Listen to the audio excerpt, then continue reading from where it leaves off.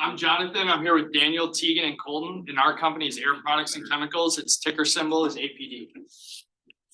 So an outline of what we're going to talk about today. We're going to first start with an overview, then get into the risks, the financials, what we feel the key growth drivers are. We're going to give our valuation, where we see it fit in the portfolio, and then conclude with a summary. So APD mainly focuses on hydrogen production. Hydrogen will provide a cleaner alternative to things such as heating homes and businesses, generating electricity for everyday use, and powering vehicles. So what does APD do? They serve energy in the environment while providing industrial gases to dozens of industries. There are three main ways they make money.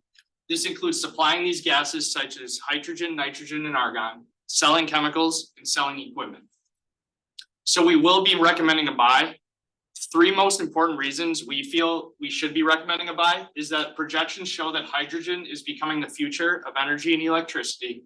APD has seen 40 straight years of dividend increases, growing at around 10% every year since 2014. And the Spellman fund only has one basic materials stock, so buying this would help diversify that sector. So here's a business model of APD.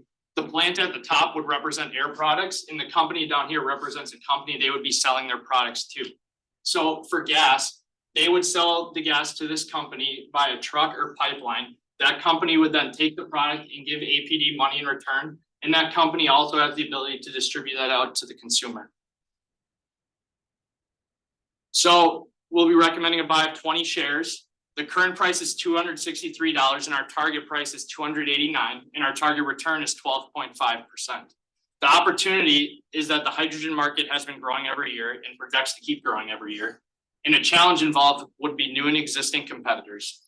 Our two key drivers are hydrogen predicted to be gas of the future and nitrogen is also projected to rise in popularity. A risk involved is that hydrogen cannot end up being used in the future as much as the projections show. So APD has a two-pillar growth strategy they're focusing on for the next 5 to 10 years. These pillars consist of core industrial gases business and blue and green hydrogen. Their CEO has also implemented a 5-point plan for the next 10 to 15 years. These points include sustaining the lead, deploying capital, evolving the portfolio, changing the culture, and belonging and mattering. So the opportunity versus risk. The opportunity is APD being one of the front runners for hydrogen production that is predicted to be responsible for everyone's energy and electricity someday. The risk involved is that hydrogen is not used in the future as much as the projections show, and the money APD has put into hydrogen development and production will not pay off. Therefore, they'll have to switch their focus to other gases. So here are some key statistics. I want you guys to focus on the EPS right now. We'll get into the PE and ROE later. So you can see that the EPS has been growing every year. And another thing to note for our presentation, the 2023 numbers are set in stone because they use a fiscal year end that's not the same as a calendar year end. So their fiscal year end was in November. So the 2023 numbers you see will be set in stone.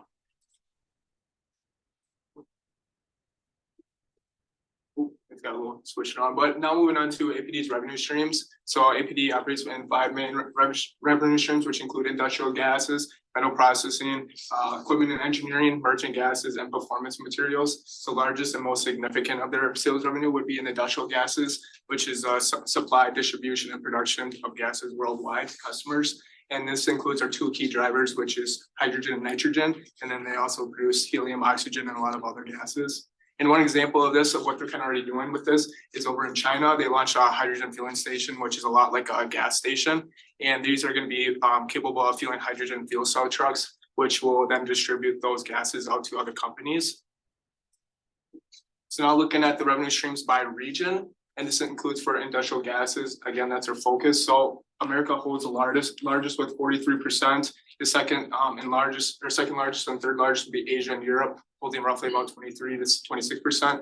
And then lastly, industrial gases for Middle East and India hold about 1%. And then for corporate and other, this shows the amount of sales of equipment that APD sells, and this operates in both the US and in China. So now looking towards their timeline of kind of how they will kind of get to their eventual outcome of green hydrogen, which is the ultimate goal for the company. So as of right now, they're kind of in the gray hydrogen and blue hydrogen era. The gray hydrogen is the most common. It's where they burn the fossil fuels. However, this releases the most carbon CO2 emissions into the air. So you can see how natural gas is put into the plant. CO2 is released to create that hydrogen. and then kind of what they're getting into already now, which is blue hydrogen. So this is where natural gas is put into the plant.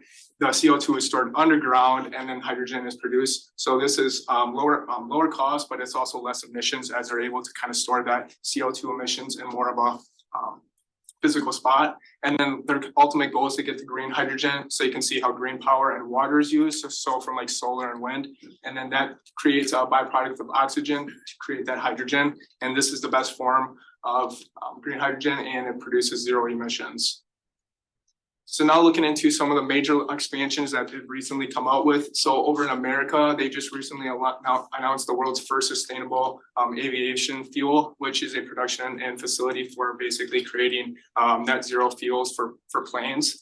So their ultimate goal will eventually get to displacing 76 million metric tons of carbon dioxide annually. And this is about 3.8 million net zero flights from all the way from California to New York each year. And also as of right now, they're currently in their life cycle of gas emissions is currently about 80% to the full net zero emissions of regular planes. And then for over in Europe, they're building large blue hydrogen plants, CO2 transfer and storage systems. So as you kind of saw from that timeline with the blue hydrogen, that's kind of what they're implementing already right now. And then with Asia, already kind of talked about this within China, they're launching the first commercial hydrogen fueling station, so like that gas station. And then Middle East and India, they're implementing the largest green production facility, partnering up with NOEOM. And this is a little bit different than, say, the hydrogen station in China, because in China, they're distributing the gases, and say here, they're basically, say a city bus can come to this gas station, it can fill up and then use the city bus as a service for transportation throughout the community. So it kind of acts as more of like an actual sales pitch for them. And then over in India, they're building the world-class engineering center, which is just adding on to their old additions, and they're adding over 300 some engineers to come and work and learn how to produce hydrogen for them. So now look at the ESG factors. So the use of hydrogen over than other gases will result in a higher ESG rating, since hydrogen is the ultimate best form of gas for our environment. And so companies who buy from us, who buy this hydrogen, will ultimately make those companies have a higher ESG rating as well. So our pros, again, hydrogen is the best form of gas in our environment, and their ultimate goal is to get to this green and blue hydrogen. And again, oxygen is a byproduct of this, so it can be used for a lot of other companies and products. Some of these cons would be the factories. So they are building a lot of production plants around the regions, which kind of adds more of a detrimental impact for the environment. And CO2 is already a byproduct for many other companies. So this might kind of affect some of the relationships we already have. And lastly, just with some risk here. So the main one with hydrogen danger. So hydrogen can be explosive and cause harm, but however, the company is not going to release something that causes harm to the consumers. So the significance of the risk is more likely because we are focused in hydrogen. However, it's probably not likely to happen. And then for our competition, so since hydrogen is becoming the future, a lot of other competitors are going to want to get into this market and kind of hop on that wave. And this also kind of gets into the alternative solutions. So as like technology is constantly changing and newer technologies coming out, they might find another way within the 5 to 10 years of a newer gas that might be better than hydrogen. So this could also affect them as well. All right, now moving on to some of the financials, we're really going to want to focus on the PEG, ROE, ROA, and net profit margin. So starting with the ROE, it's remained pretty steady, although it's a little bit down in the TTM. It's going to remain pretty steady because they haven't issued any new equity since their IPO. The ROA, although it's down in the TTM, it is set to increase because they've made numerous acquisitions, like they stated before, as well as the net profit margin. Although it's down in the TTM, it's still outperforming Air Liquid and the industry average by a couple points. And the PEG, that really shows that the future growth is a lot higher than some of the other competitors. So moving on to a breakdown of some of their debt, we see they have $9.3 billion worth of debt, although a lot of that is long-term notes and bonds. Getting a little bit deeper into that, we see most of it isn't due until 2028, all the way out until 2050.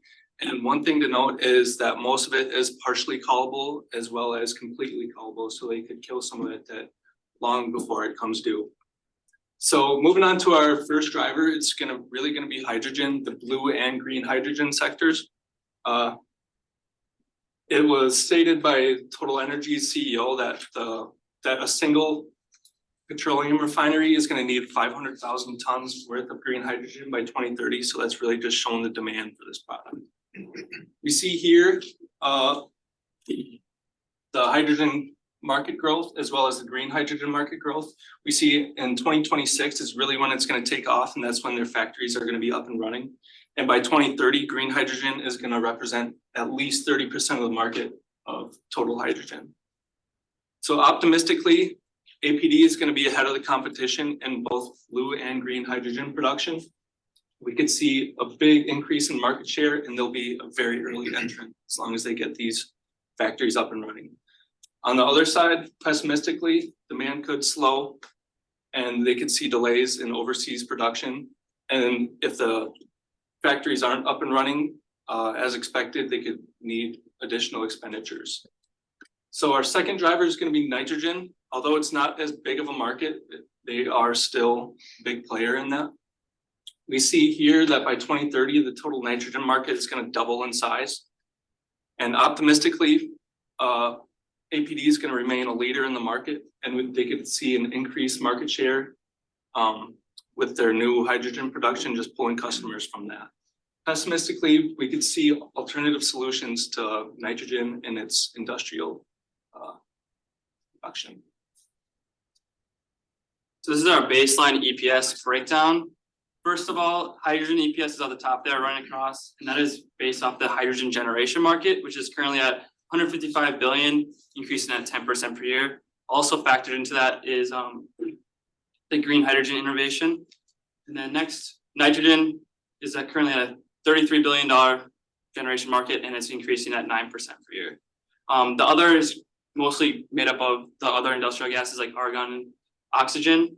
And then with our calculations, we did keep a 17.6 to 18.8% profit margin, and that is conservative when looking at their 5-year average, which is 19.3. Our PE valuation, we went ±2 on that. Over the past 10 years, their PE has fluctuated within 30 to 20, so we just went ±2 for that.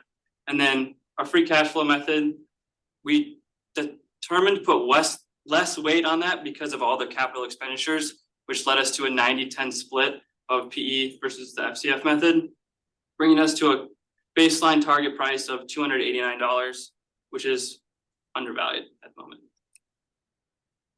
Here's our pessimistic, optimistic, and baseline EPS once again.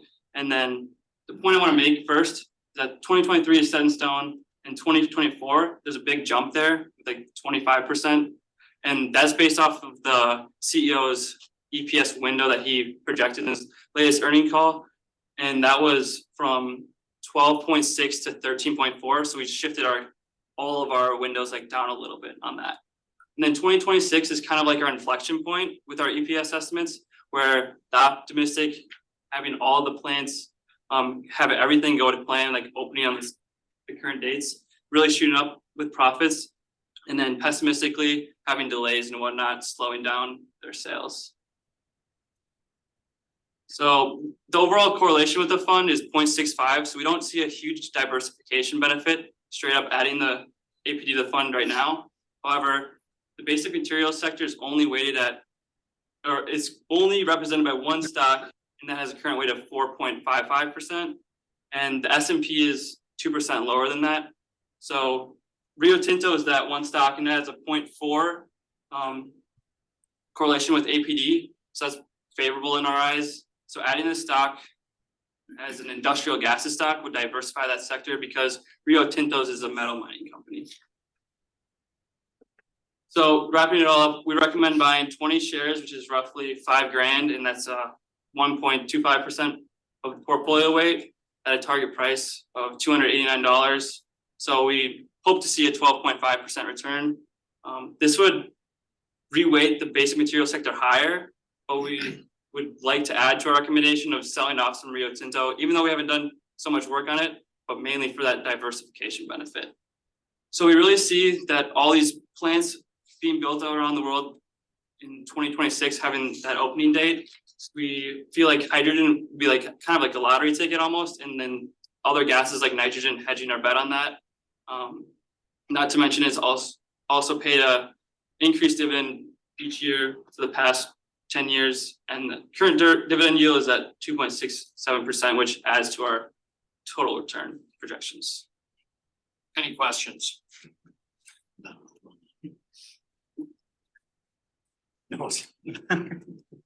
I have some questions. I guess I need some help better understanding their business in terms of what their input costs. So like what are the expenses? Is it commodity related in terms of what their costs are and we need to be aware of shifting in commodity prices, or is it not related to that? And then in the back end, help me better understand who they're actually selling the products to and what is their usage, and I may have a follow-up after this. Okay, I can take the second one you just said, but so I guess we could go back to the model here. Really what the projections show is that hydrogen could potentially be used by everyone, not only the consumer in a household with a family, it can also be used by a business as well to make anything that business requires. So if we keep going back here. So here, they could sell it to a company and that company could use it as a general electricity source to make whatever they're already manufacturing to aid in powering their machines to make that. Or it could even just go to a common household to power their energy, their heat, their gas, everything they need. So is that, our companies are doing that now, right? They're getting ready for it, yes. And you can see the charts we have of the hydrogen projections going up. That's the projected market growth of hydrogen. So it's predicted to grow in popularity where eventually it's going to take off. What our predictions So there's show. a baseline that it's growing from, like Yes, companies are already doing this as an Companies energy are, source for yes. their manufacturing. You're just saying there's this great opportunity because it's a greener energy source, and as we do an energy transition, yes. that's where there's a good growth opportunity. Yes, and what we already see, the example of the CEO of that company saying that they were going to need 500,000 tons of green hydrogen by 2030, it already puts into effect that these projections are looking to be right and that companies will still need them. And the 500,000 tons of hydrogen, that was said by the CEO of APD. He said the CEO of that company called him and said, we're going to need 500,000 tons by 2030. And another big point I want to make with this presentation is we're not fortune tellers, right? We can't tell you 100% guarantee that hydrogen is going to be the future. No one can. But what we are saying is if it does, you're going to wish you had APD in the fund because that has a chance to be the biggest grower in the fund. And even if it doesn't, it still has other stuff it can fall back on. Hydrogen will still be used and it still has nitrogen as well, which is used for dyes, fertilizers, stuff that's also projected to grow. What is the hydrogen replacing? The hydrogen is just replacing electricity, anything. So anything that powers a light bulb, any gas that goes into it. So is it producing electricity, replacing coal, replacing natural gas? I mean, It'd be replacing natural gas. Natural gas, yeah. Because it can be used also, kind of like what I said, it can be used for like cars too, to operate on, as well as like, say even for planes that are operating a new fuel based on it. And that is gonna basically change the fuel for planes. So they're doing it through multiple different ways. Also touching on too with the companies, Boeing, they're a huge, like they have huge relations with at least the nitrogen aspect of the company already, and they've already been doing business for I forget how many years, but a very, very long time. So they're already, and that's for like the production of their planes and like specific, I forget, it's called like a auto, oh, I forget the name, but they've been doing business for a long time. Same with like ExxonMobil. They're another big shared company with them as well. So yeah, hydrogen is really going to be used though for multiple different things. it can be, but I'm more curious as to what it is now. Just, Well, I may be the oldest person in the room and I heard about hydrogen in the set when I was 10, 11 years old. So at the risk of being cynical, tell me what it's doing now. I understand what it's possibly doing, but I'm curious as to what are the next 5 or 6 years. I can, yeah, go ahead. so like for example, this is actually after our presentation. So this is kind of an example of what, say, like kind of what I touched on a little bit with like the transportation. So one of these plants basically will produce hydrogen, which will be used as their fuel to power, say, a city bus. And then this city bus will then be able to transport people around the community. So, and they're already doing this. Their goal, I guess, is to really kind of expand this, and it's not completely net zero emissions yet. It's that their goal, like we said, it's gonna take a long time to completely eliminate all emissions. However, they're already doing it and have eliminated like 80% of a lot of emissions already. So this is kind of some of the things they're already kind of doing now, have implemented, but it's still like, again, it's still kind of up in the air for other things, other products. So for consumers, if I wanted to power my furnace or air conditioner with hydrogen, is that possible now, or would I need a whole new furnace? So right now, you wouldn't be able to, it would be more through like the government, whoever's providing you power now. If you were to do it alone, you would need a fuel cell, which would be probably much more expensive than the average consumer would be able to handle. But right now, it would more be through the government, like applying that technology and then using it for you. So we would need Excel Energy to like Yep. be providing it. Correct. And I'm assuming it would mean that you would have to change out, you would have to get different equipment, right? Like the furnace and stuff I'd have to get a new furnace that utilizes hydrogen.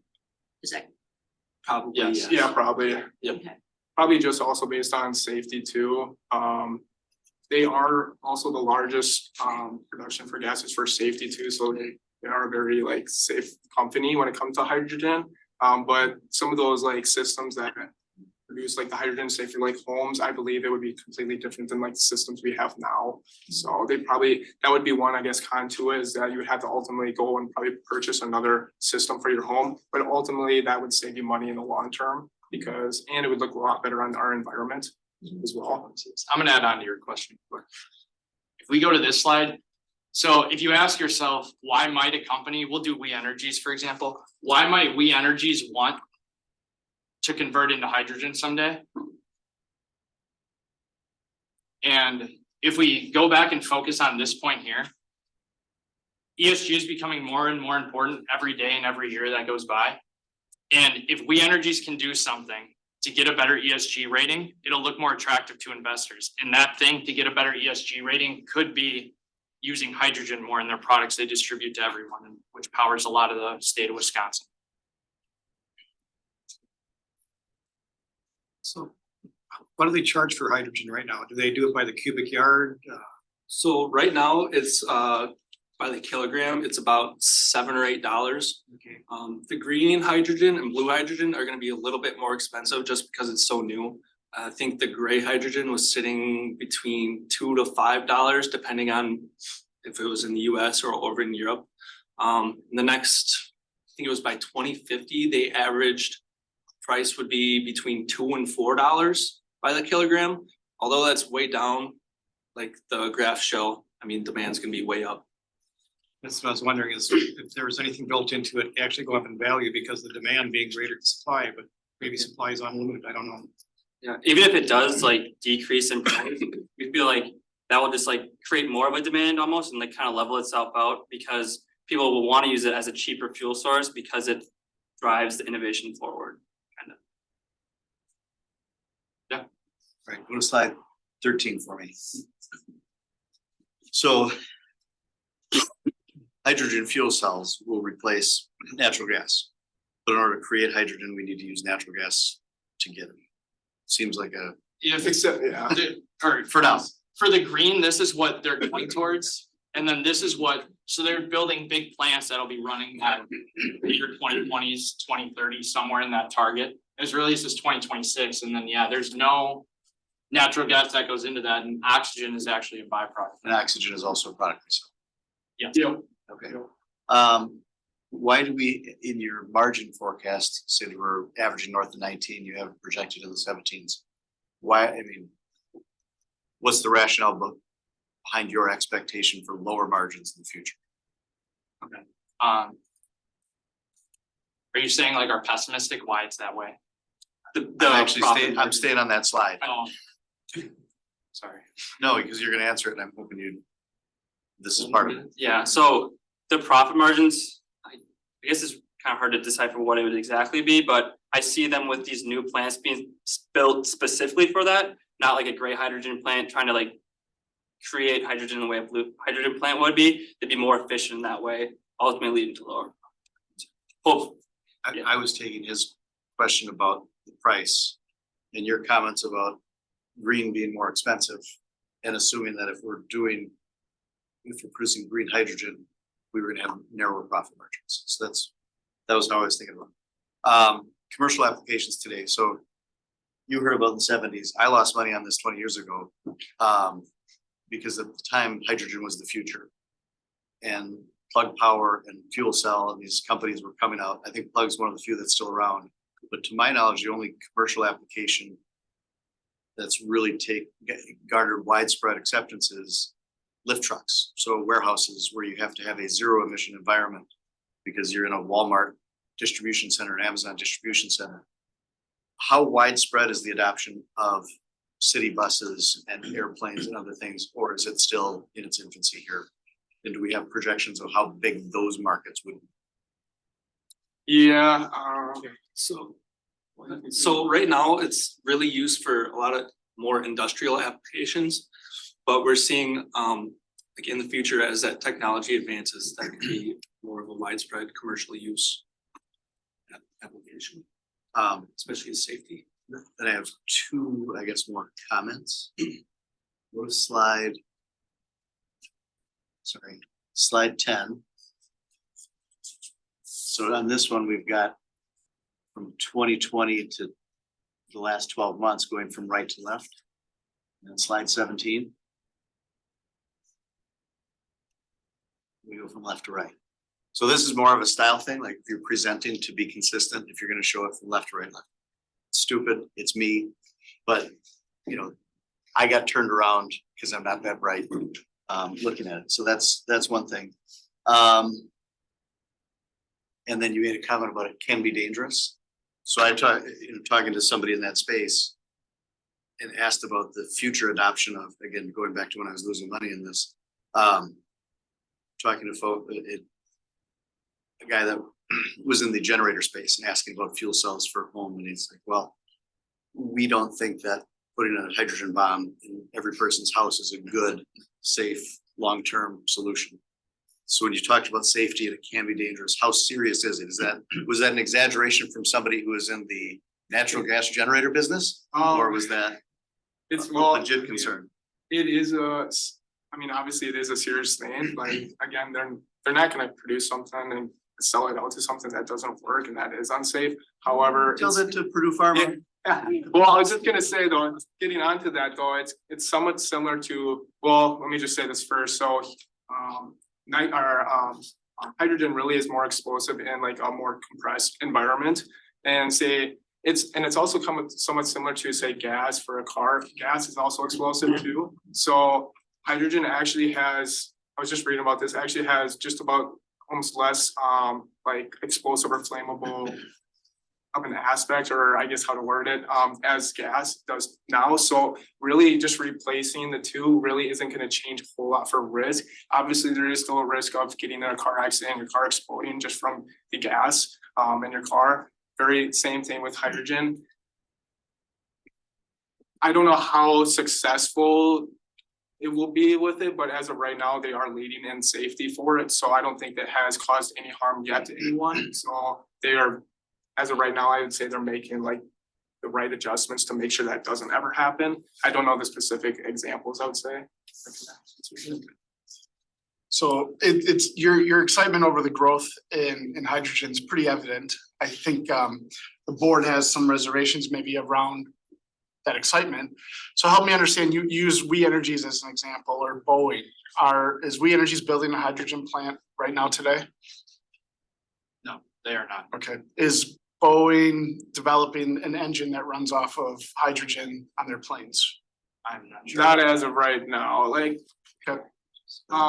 just going back to like these expansions. So a lot of these expansions really just recently announced, and a lot of these expansions are actually happening, like going into effect around the same time. So like, say for example, like the world's first sustainable aviation fuel, well, this this is a huge deal, like, it's gonna take obviously a lot of years because, and especially since this is becoming more prevalent to today's world and how the environment's becoming more important. This is a huge concern. However, it is gonna take a long time still, even though a lot of these production plants are gonna go into full force by 2025, it's still gonna take a long time to truly like. Sure. So I guess my point is the government's making a very concerted effort to push us towards electric vehicles. You know, and the way they're gonna do that is by offering massive rebates and incentives to companies to produce them, rebates to consumers to buy them. And if the government's not coming out with funding to encourage the massive change over to hydrogen, it might be the same story that you heard in the 70s. You heard in the late 90s, I heard in the early 2000s. That was early 2000s. Early 2000s. Around the growth and potential of hydrogen. It just doesn't seem like it's materialized because things are so embedded today that the change might not happen without something subsidizing it. And right now, we're not seeing any of that subsidization. But not to badger the point of, is there really that growth there? Go back to the debt maturity schedule that you guys had for the slide. So would you view that as a favorable debt distribution today? Today, yes. Okay, so someone had said during the presentation that you know, the bonds that are a lot further out are callable, and if the company wanted to, they could call the debt and pay it off. When would that be a good use of cash for the company? I would say since they just acquired all those facilities over in Europe, it wouldn't be for a couple of years, but after 2030, once that market kind of matures and they do the revenue coming in from those plants, it would be more feasible and would pay off in the long run. Okay, do you know the breakdown of what the interest rates are on the? I know you got maturities, which are good, but also like what's maybe the interest rate distribution? The highest one that I saw on there was about 4.3%, and that one was 2040 something when it was coming due, so quite a while. The 2024 and 2025 ones were under 3% the last time. So if you had money today, would you call that debt? Would you pay back your parents if you're only paying them 4%, or would you put the money in a bank or somewhere else that maybe is paying more? In the bank. Right, okay.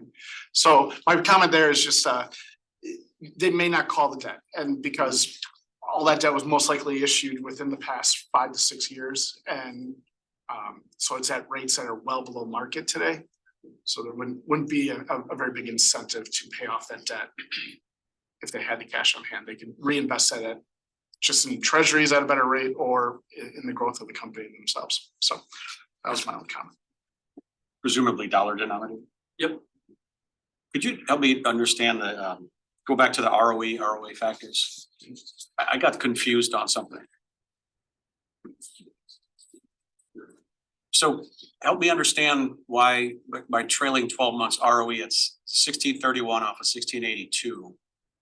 But did I see we were growing our earnings per share in the last 12 months too? I may have seen it wrong. It kind of threw me for a loop there.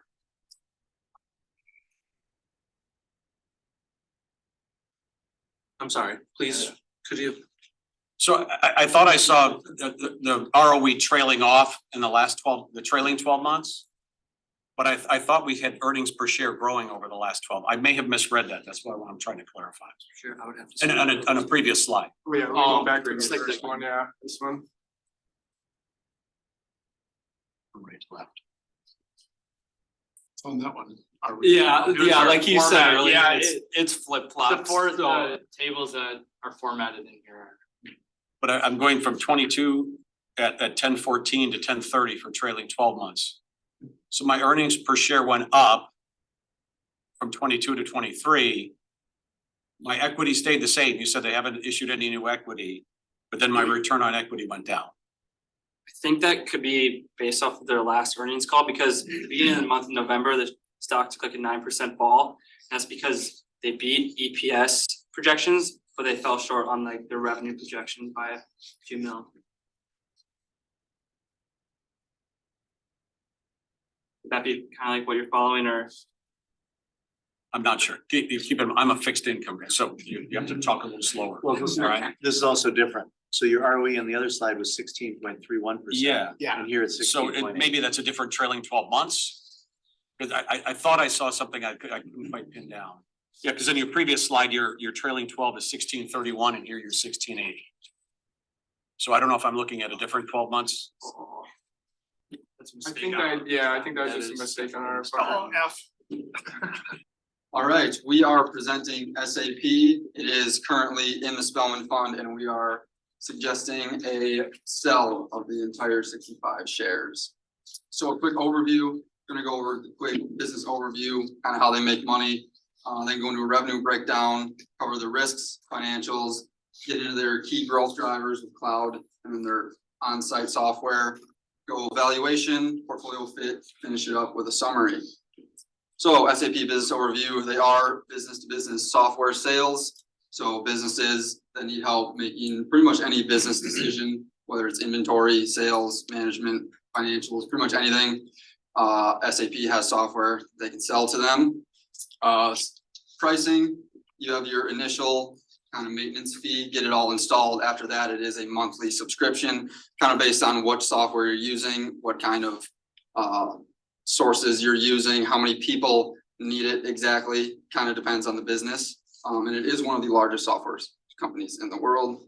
Once again, we are recommending a sell of all the shares.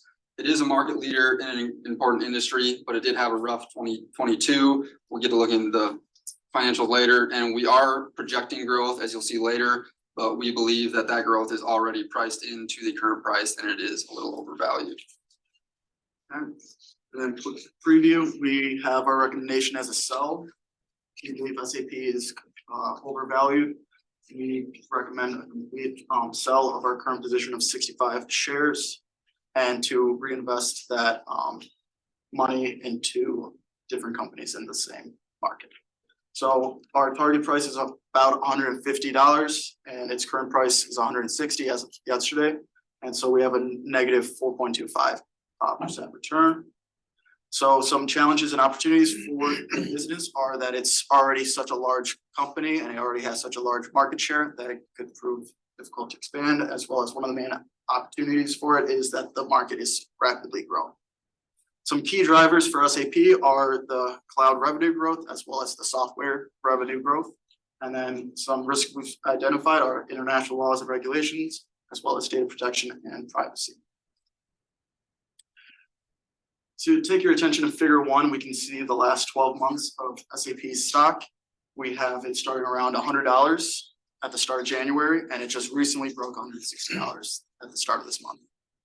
And then taking your attention to figure 2, we have the PE ratio, historic, and it has been rapidly increasing, which not a great sign, while return on equity has also rapidly decreased.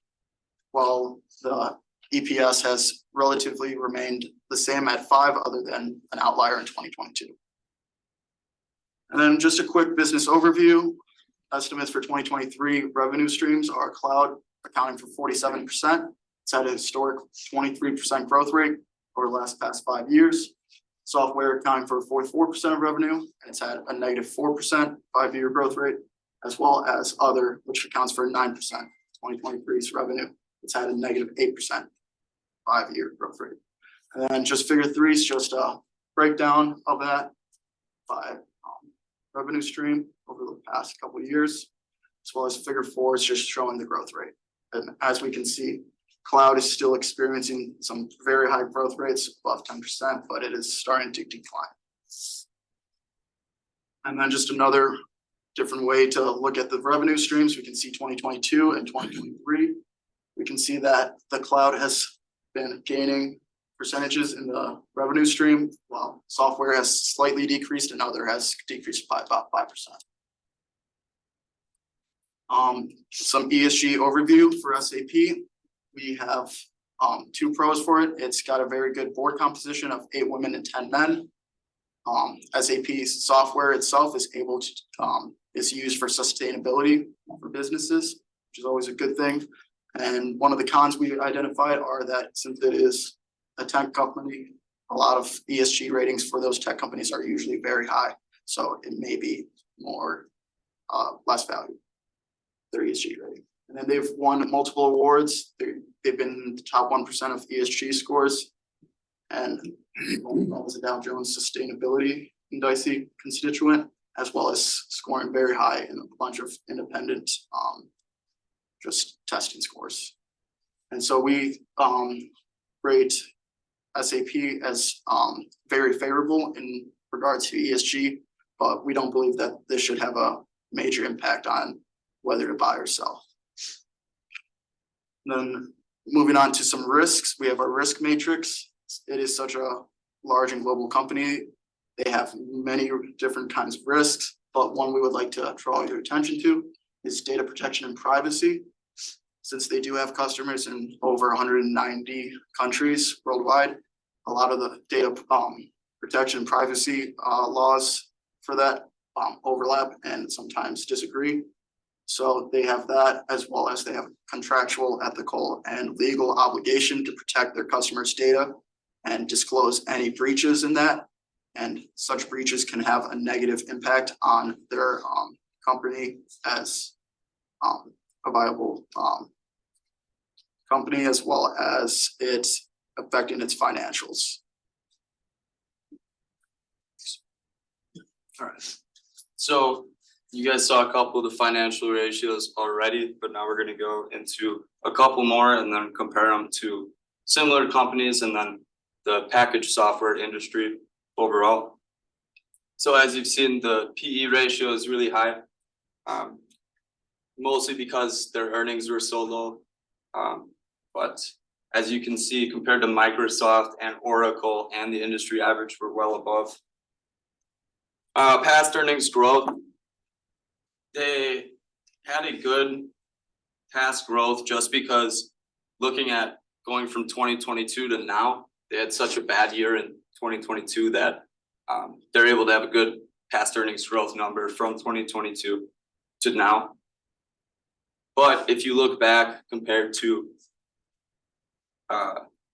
if you look in the future compared to what we expect, we're really not growing much at all, mostly because we've had so many expenses in the last year and we really haven't had the earnings to overcome that. So now looking at some of their profitability ratios, they're well lower than the industry average, as well as a couple of their competitors. Same with the net profit margin. They have a low debt to equity ratio compared to these companies, but it's not super critical just because they have way more equity than debt, and their debt, they're in Europe, so their interest rates are lower compared to American companies. So now going into their debt a little bit more, they have about 3 billion of their short term. It's about 4% of the total capitalization of their company. That's made up of multi-currency commercial paper, short-term unsecured loans, and corporate commercial paper, with 367 million coming due today. Now going on to long-term, it's about 10% of their total capital, mostly in bonds, but they have a couple notes from private sectors, which it's not really, as you can see from the figure, doesn't really do much to their average interest rate is about 1.96%. Like I said, this is due to the nature of them being a German company. All their bonds are coming from Europe, which has a lower interest rate than the US does. So here's just a little overview of when their debt is coming due. And another interesting statistic is once we get into 2027, they switched it this year or reworked their debt with their lenders, where they're gonna have a variable interest rate going forward after 2027. So now looking at their equity, they got about 1.2 billion shares outstanding. This year, they repurchased about 6 million shares, and they get about 1.5 dividends per share. If you look at the figure 13 here, this is our dividend yield. As you can see, it was below the S&P for a while, and then during 2022 it was able to jump ahead, but it returned to kind of what it has always done. All right, so now going into the key drivers of revenue. First is cloud revenue. As you can see, this is the entire cloud market projected to hit 1.6 trillion in 2030.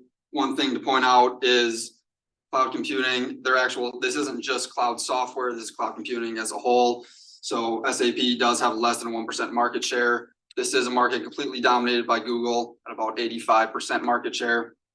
So while this market is expected to expand pretty quickly, pretty rapidly, Google or another company that has a large market share might be a better stock to look at. Looking at actual software sales and licensing, their on-site, I'm gonna refer to as ERP just to make it simple, has about a 10% market share, while their cloud or S-4 HANA is their largest cloud one, has about 11% market share. It is projected at 1.4 trillion by 2030, so a little less than cloud, but still very large. And SAP does have a large market share. So getting into our projections for cloud revenue, this is their one that's growing the most rapidly. Our 2024 growth, we are projected to hit at 16%, which is exactly what they're at for 2023 so far. According to their Q3 report, they are expected to end at about 16%. We are expecting that to lower a little bit to about 10% in the years after, due to just less switching from their on-site software to cloud, as well as maybe just a little bit of less growth, just a little more, not expecting too much growth. So looking at our pessimistic scenario, looking at high growth in 2024 again, and then an even steeper drop just due to, again, less switching, as I'll get into a little bit later in these next couple slides. And our optimistic is that growth stays high around 16%, like it was in 2023 here. And that's also due to not much of a slowdown in switching over, but also a little increase in their mid-sized business. They are trying to get into that market a little more. So now looking at our on-site software, and this is where you get a little bit nervous looking at their financials. We are expecting it to decrease at 5%, as Dennis mentioned earlier. That is what it's been doing the last 3 years. And that is due to the switching over to cloud. So as you can see, that 16% growth for cloud, that's not going to be all new customers. There is going to be some cannibalization from their other software products. So that 16% growth isn't all new customers. You can see a good amount of that, probably about 5%, is due to just switching over and not new customers. And that, like I said, that is due to mostly people switching over. So our pessimistic scenario is that it actually decreases down to 10%, and that just more and more people continue to go over to cloud more rapidly than they already are. And that just cloud continues to make that gap even bigger in terms of revenue. Our optimistic is that it stays relatively the same, maybe decreasing at just 1.5% every year. That's due to, we don't see any growth in this. The cloud revenue is newer. It's easier to link everything together. We don't see any growth revenue for the actual on-site software as of now. And these are just our revenue projections, bar graphs for our base, optimistic and pessimistic.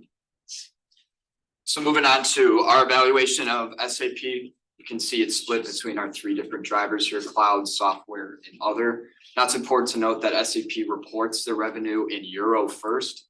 So we applied our growth rate to it in euro, then converted it to USD. Now it's important to note because cloud is our only driver that sees growth within the next couple of years, but you will see that other slightly increases in EPS. That's largely due to the conversion rate we have gradually increasing by 2027. By 2027, we have it about 1.13, and that comes from the Economy Forecast Agency report. So total EPS by 2027 is about 47.8%. Now moving on to our 3 different scenarios here, the major differences between them. Nolan kind of covered this, but in optimistic, we have cloud maintaining its current growth rate. Software declines slower than compared to baseline, and the conversion rate by 2027 is 1.15, which is the higher end estimates from that same report. For pessimistic, we have growth for cloud dropping off much quicker within the next couple of years. Software as well, having an accelerated decline, and the conversion rate by 2027 being 1.12, which were the lower end estimates from that same report. Look at our 2 different estimate methods, PE and free cash flow. Our PE method projected a higher 1 year ahead price, compared to our free cash flow method. Wanting to be more conservative with our target price, we decided to do a 40-60 split between the two. 60% weight going to free cash flow, 40% going to PE. Now this gives us our target prices for baseline being about $149, for optimistic about $167, and for pessimistic being about $138. With a current price about $159, this gives us our target return for baseline being -4%, for optimistic being +6%, and pessimistic being -11%. So not good at all. 2 of our 3 scenarios project negative return. Looking at its fit within the portfolio itself, it has a high correlation with other tech stocks. I mean, this just makes sense though, because it is a tech company itself. It also has a very high correlation with the fund, 0.73. But when you factor in that S&P is already within the fund and the weight of tech stocks within the fund is about 26%, it makes sense as to why that correlation is so high. With that being said, though, we get very minimal diversification benefit from holding onto SAP. If we were to sell it off and reinvest into a stock with a lower correlation with the fund, we could see a much greater diversification benefit from that. So in summary, SAP has very poor financial ratios, especially compared to the industry and its competitors. The cloud growth that it is seeing is something that is industry-wide, so it's not something SAP alone gets the benefits of. Software revenue continues to shrink for SAP. It has a very low diversification benefit from holding on to it. So we believe the current price is overvalued. With a negative return projected for 2 of our 3 scenarios, we're recommending a complete sell-off, all 65 shares, which comes to about $10,000 worth in cash value. The weight of tech stocks after selling within the Spellman fund would be about 23%. So we are recommending a reinvestment or a reevaluation of the tech stock companies, possibly reinvesting within that sector. Some of its competitors, Microsoft, IBM, Oracle, being good spots to start at to evaluate. With a target price of $149 and a target return of -4%, it's best that we sell now and hold off and get as much of the capital gains as we can versus losing some in the future. Thank you very much. And do you guys have any questions for us? I would like to start, can I? Yeah, absolutely. All right, you didn't touch on this, and I have the advantage of having FactSet open and being able to research as you talk.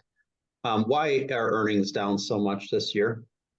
I know why, but I'm kind of curious if you know why. And then the stock's trading at a 50 PE, you say, so obviously the market's thinking whatever's caused it to be down so much is temporary and it's going to come back. And I probably agree, just based on the part of the income that is down. Yeah, so earnings, as we've kind of mentioned, have been down, especially in 2022. I know, but I want to know why. So we saw on FactSet that the operating costs or operating expenses rather were increased large within the past 12 months. Sorry, you're incorrect. All right. The operating profit is higher the last 12 months than the 12 months before. So it's actually went up. It's not as high as 2020, but it's literally improved. So there's something below operating profit that swung bigly. It's really large. You know what that is? No, I don't know if we've researched that area. We just All right. saw. So it's financial income net. Typically, this income runs, before the last 3 years, it ran around 70 million a year. Give you an idea, the company makes profits after tax about 5 billion. So normally it's like a nothing on a company that makes 5 billion. But over the last year, that swung from $2 billion positive to a $1.4 billion negative. So essentially, it's decimating the results. Now, if we go back a little further, possibly your thing about beyond 2021, maybe the operating costs are rising. But the big part of the operating costs I see rising is R&D. So obviously, they're investing for some growth or to maintain. But you can't really look at, my comment is, you really can't look at 2022 financial ratios if it's caused by something that's not going to be recurring. I wouldn't really give them a penalty. And you know the stock's at a 50 PE, which is very expensive, which means the market's pricing in it not continuing. So I would argue that you really should, or your professor, figure out what this financial income is before he gives you a grade, and address that part. Gotcha. I'll stop talking now.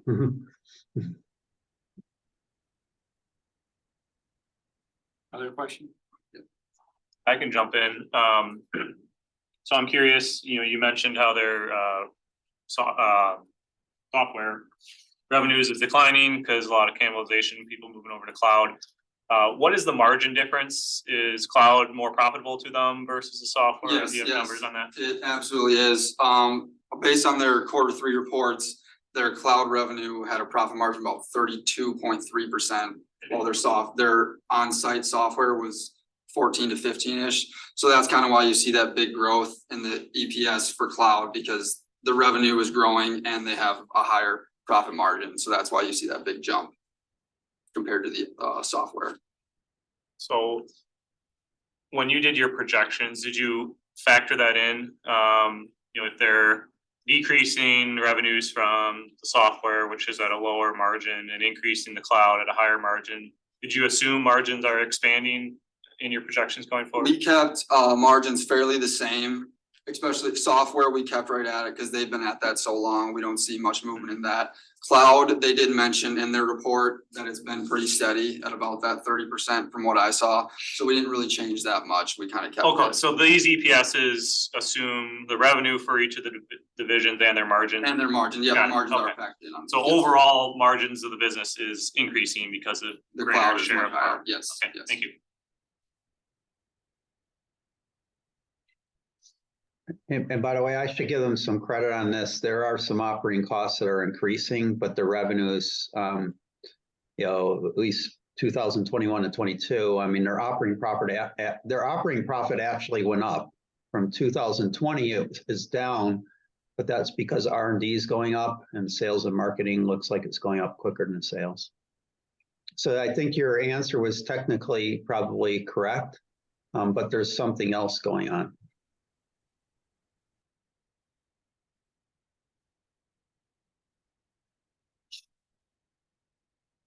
Other questions? I have a comment. If you can go to this slide right here. We're the board. We're managing this actually, you guys are managing this portfolio. Remind me, who's the analysts for this one? So why do I care what the economy forecast agency is providing? I want to know what your forecast is for the euro. Do you agree with this? Do you have different opinions? Yes, it's a very good question. It was something we felt a little bit out of our wheelhouse to evaluate the euro.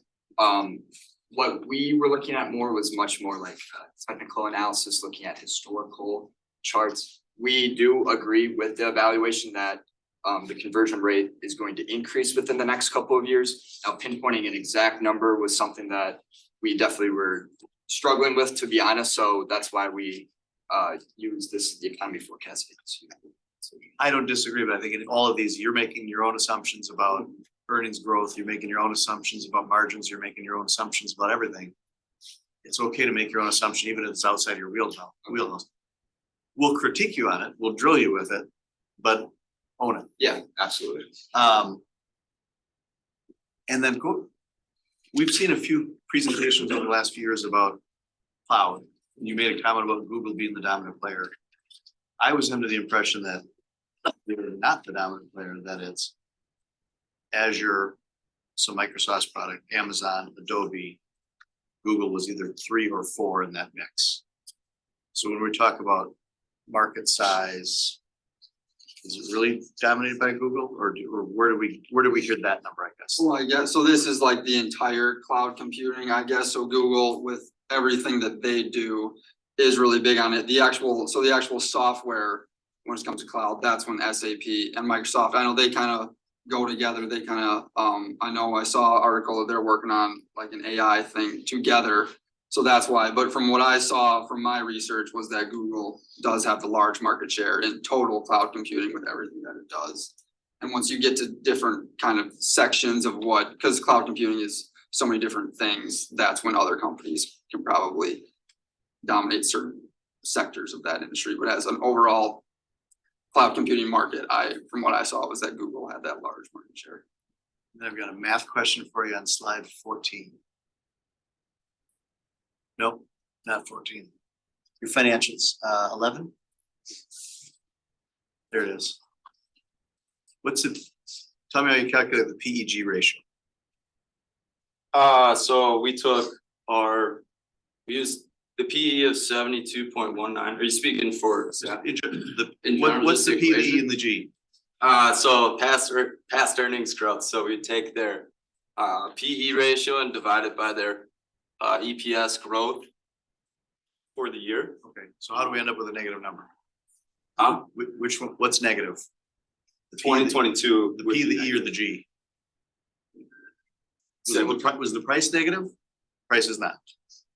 Earnings negative, or No. did they make money? The price wasn't, their earnings. Were, well, I'm not 100% sure. It's the G. So the growth rate was negative. So that's where what Kevin is asking about, or kind of throwing out the 22 Yeah, numbers. yeah, That no, seems to be- okay. That's Yeah. where this is one of those metrics where we look at that and go, that PEG is kind of meaningless if we think 2022 is anomalous. So if that's truly a one-time financial hit, which the market again. seems to be thinking, then you look and it's more the forward-looking numbers that are gonna be more important. So I don't care what the past, if you had a negative growth rate, but you're expecting positive growth going forward and you're trying to compare PEG ratios, that's where that forward-looking number becomes more important. Okay, the price is 160, earnings are $4. Growth rate is 20%. Now I've got a PEG of 2. If I did that math. But that's where it's more comparable number. This isn't really comparable as I look to the right at some of those other ones. Okay. And it's more of a how we think about In general. these. If you have numbers that just don't Aren't compute, don't include them. why doesn't this make sense and what should I be thinking about?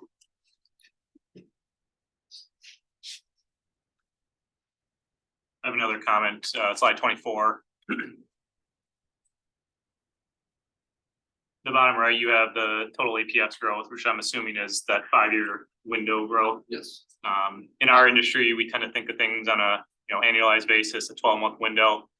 It'd be easier for us to understand like what does that growth mean relative to like market expectations if you annualize that or gave us like a compounded annual growth rate. Okay. Because right now I could do the math, figure out what that is on an annualized basis, but I don't want to spend the time to do that this afternoon. So just a comment on presenting the information, just the industry is more annualized based. Thank you.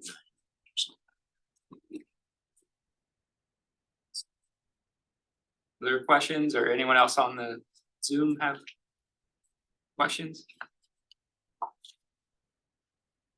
So I told the last group, if you look at slide 6 versus slide 11, going left to right versus right to left, and I'm wondering if this is is this a standard slide? Is that you texting me? It's Hanukkah. I'll leave the rest of the groups alone. Second or third day of Hanukkah. So the reason there is slide 6, we look at our numbers and right to left, that goes left. That'll be fixed for next year's groups. Okay. Any other questions? Our group is Emerson Electric. I'm Trevor. I'm Ryan. Bryce. And Sam. Right here's a little bit of preview, overview, risk, financial, key growth drivers, valuation, portfolio, and then of course end with summary. So right now for our portfolio is within the Spellman fund, but our recommendation is to put a hold on it. We would like to trim down to whole industrial somewhere else. The growth potentials. They just had NI, National Instrument Acquisition in Emerson's. This cash flow won't be calculated within the quarter of 1 of 24. It also has strong dividend history with the current yield of 2.3%. It's good portfolio fit, and it is a cash producer. Currently overweight in the industrials, but we want EMR to maintain position. A little bit of overview of the business. Emerson provides a wide range of consumer goods and businesses. It was started in 1890. Some of the key ways they make money is they provide equipment through large governmental agencies, manufacturing, HVACs, renewable energy and ventilation systems. Other key points, it's a 133-year-old company. It has solid dividends history, and major bulk of their comes from production and selling of electrical equipment. All right, again, we would recommend a hold. Right now, our valuation is attractive with the position right now, adjusted within the dividends of 2.3% of NI cash flow will be recognized in Q1 2024. We recommend slightly trimming down of Union Pacific because of the S&P 500 will be better in line. Right now, our target price is $87 and current price of 89.6. In our target return is negative 0.5 within adjusted for the dividends of 2.36. Other key growth areas, final control of 21.8% profit margin with 34% of total revenue. Measurement and analytical devices of 26% margin.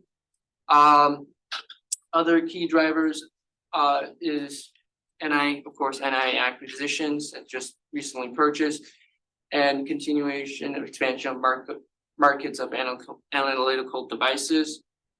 Some inherent risk of NI, it is provides weaker than anticipated revenue stream within market size, and divestiture of renewable energy could impact the ESG.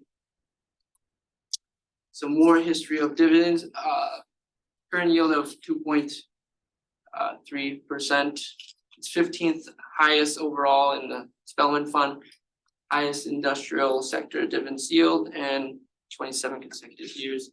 As you look over to the right, trailing month of 12, 36, and 60, and 120 months. Again, our NI acquisitions, their total revenue of 1.6 billion in 2022. A producer in hardware and large scale manufacturers with M&A highlights. Emerson's paid $60 per share of 8.2 billion. Other key growth highlights, NI is significant in market exposure of valves, actuator, and regulator in the markets. In the Korean subdivision, expected to grow much higher than average margins. Yeah, so next we're going to take a peek at EMR and some of their key ratios. First, I want to draw your attention to the top right. We're looking at PE and ROE specifically. So first off with PE, you can see from 2021 to 2022, there's a significant decrease. However, over the last trailing 12 months, we see the increase back up to 17. And we expect this to continue to grow to be more in line with their pre-COVID 2020 numbers in the near future. And we'll be using that essentially for our baseline EPS moving forward. Next, I want to touch on ROE. You can see there was also a dip from 2022 or from 2021 to 2022, excuse me. And the trailing 12 months has also been decreased, but part of that we feel is because of the divestment from one of their segments to get the cash to purchase the NI acquisition. And we expect this number to grow in the coming months and year. So next, taking a quick peek at ESG. First off, starting with the cons. The biggest con we see from ESG is that they're just not very active in terms of corporate philanthropy. And we'd like to see them sort of step into this space and be more active in their community. Neutral, we'd say their board management. Overall, between their upper board of management, it's not great, but it's not poor. So we give them a neutral fit on that. But going to their pros, we see a lot of good things being done in terms of social responsibility. And then also in terms of investment in environmental sustainability. One of those keys being is recently this past year, they made an investment in Frugal Technologies.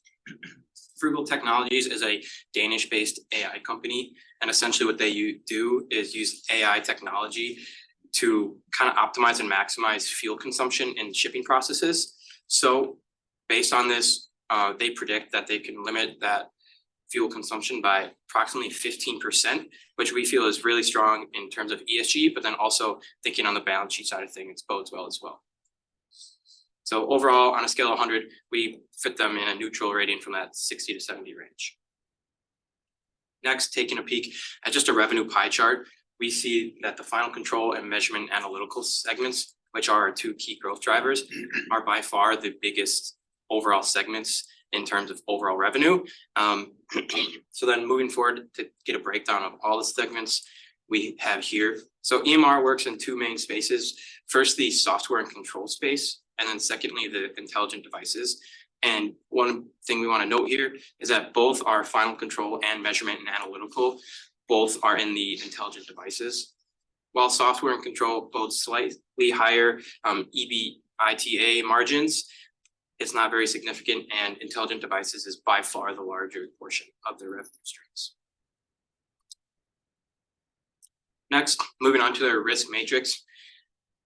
The two that we want to highlight here is kind of the medium high risk severity is losing competitive advantage. EMR hasn't had the best ROE in the trailing 12 months, and we feel that they're in a very competitive market, and especially with a lot of changes going on with terms of AI technology and innovation on that front. We feel that because of the low ROE, investors may look at that as a failure on Emerson's part and allocate their dollars accordingly to other companies within the industrial segment. Also, we want to touch on the AI affects automation. As I said, AI is upon us, there's no really going back on that front. And Emerson works in a very specific area of the automation systems where AI is predicted to have a part in that. And we feel that it's a risk if an outside company makes technologies and has R&D faster than Emerson, that can kind of take in and cut into their overall market share. So that's why we have that in there. However, to kind of fit that, Emerson has been working on developing their own AI technology to be proactive on that front. Finally, a breakdown of the financials. Here, we really want to note that we have Union Pacific and Boeing as the comparisons. We recognize it's not the most direct comparison in terms of company function. However, we have it in there because they're the two other industrial holdings within the Spellman Fund. So we are recommending a trim in one of these. So we thought it'd be best to have all of them up there. So again, we want to note the PE is in the trailing 12 months is 17.46, and we do expect that to continue to climb up until around that 20 mark. And then as far as ROE, Emerson's ROE hasn't been great. However, taking a peek at the industry average, it is still about 3% higher than the industry average. And we feel that that ROE can increase, especially with the NI acquisition being actualized in 2024. Looking at debt, we have a 8.7 million total debt, with 8.1 being long-term and about 550 million short-term. We have a 3-year effective interest rate of about 2.5%. The average cost of debt is between 5.6 and 6%. And upcoming maturities we have in the future are going to be about 550 million of bonds coming due in May 2024, and about 500 million in every 6 months in continuation. EMR for final control segment acquires Natural Instruments. NI 1.72 billion in revenue in 2023. Long-term contract with developing Eastern Asian and Pacific countries, and the valves, actuators, and regulators and market exposure increased for EMR. Calculations, EMR market share was market revenue, was about 104.2 billion. EMR revenue about $4 billion. Market share would be about 3.8%. And EMR projected final control revenue of around in 2028 is expected to be 5.4 billion. Our pessimistic scenario is that the NI acquisition does not affect the market share, and then that the market share stays around 3.3%, and that the based on the market size of 117 billion, the pessimistic final control revenue is around $4 billion. Optimistic that we see about a 2% increase in the market share, which is a significant jump in 2024 EPS projections due to this being actualized. 2024 market size of 170 billion, like I said earlier. Our market share then be 5.3%, which gives us around $6.23 billion final control revenue. And then when we shift to the measurement and analytical devices segment, they acquired Flexum last year. They had $76 million revenue in 2023. We realize this is a small piece of the pie, but they are a niche market, non-intrusive ultrasonic flow measurement for liquids and gases. Utilization of this new technology will accelerate growth. This will make our R&D more efficient, and then they'll also create new revenue streams for Emerson. Talking about our valuation here, we have our baseline EPS breakdown. You can see that final control is the largest portion of our total EPS, followed by analytical measurement. Other technically is the largest portion of our EPS. However, that's an amalgamation of all of the other revenue streams of the company. We note here that there is a significant jump in earnings per share estimated in 2024. This is because of the National Instruments acquisition and when it is actualized. Moving on, we have our baseline optimistic and pessimistic scenarios. Note here that 2023 EPS has already been reported, so this figure does not change. The 10K just came out, so these values are taken from that. Our optimistic scenario has National Instruments acquisition positively affecting the final control segment significantly, as well as in addition to other revenues. Our pessimistic scenario has the NI acquisition having no effect on any of our key growth drivers.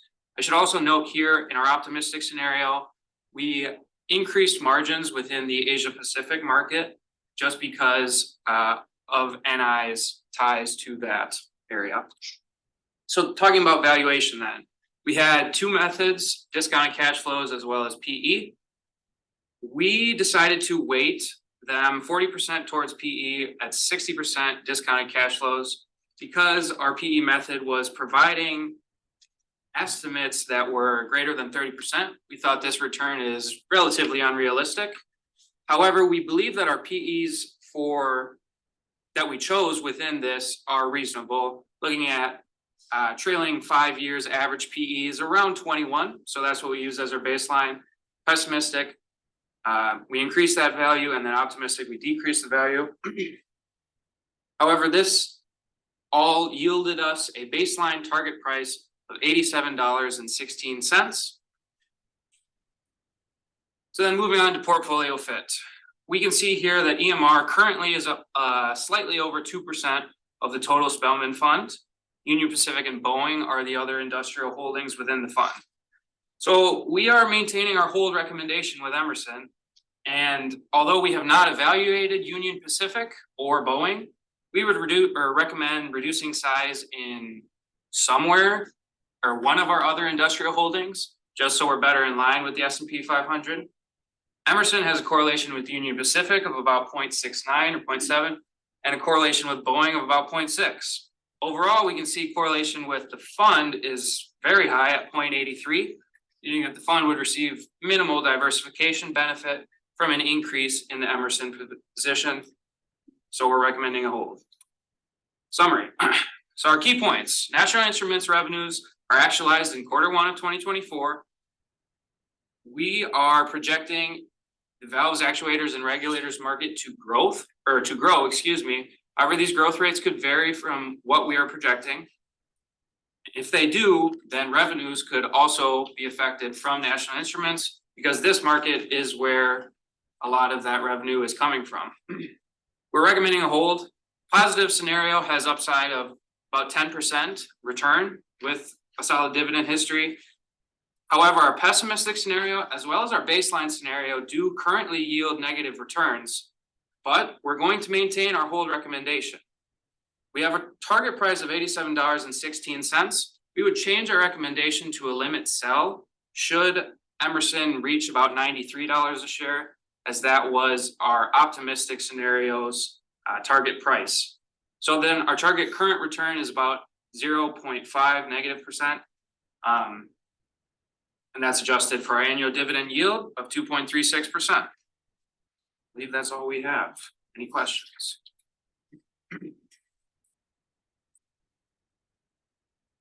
I'm gonna pick on you, but everyone's doing the same thing, but how do you quantify returns based on ESG? You raise your estimates, you lower them, or you know, we're all talking about it, but does it make a difference as far as valuation goes?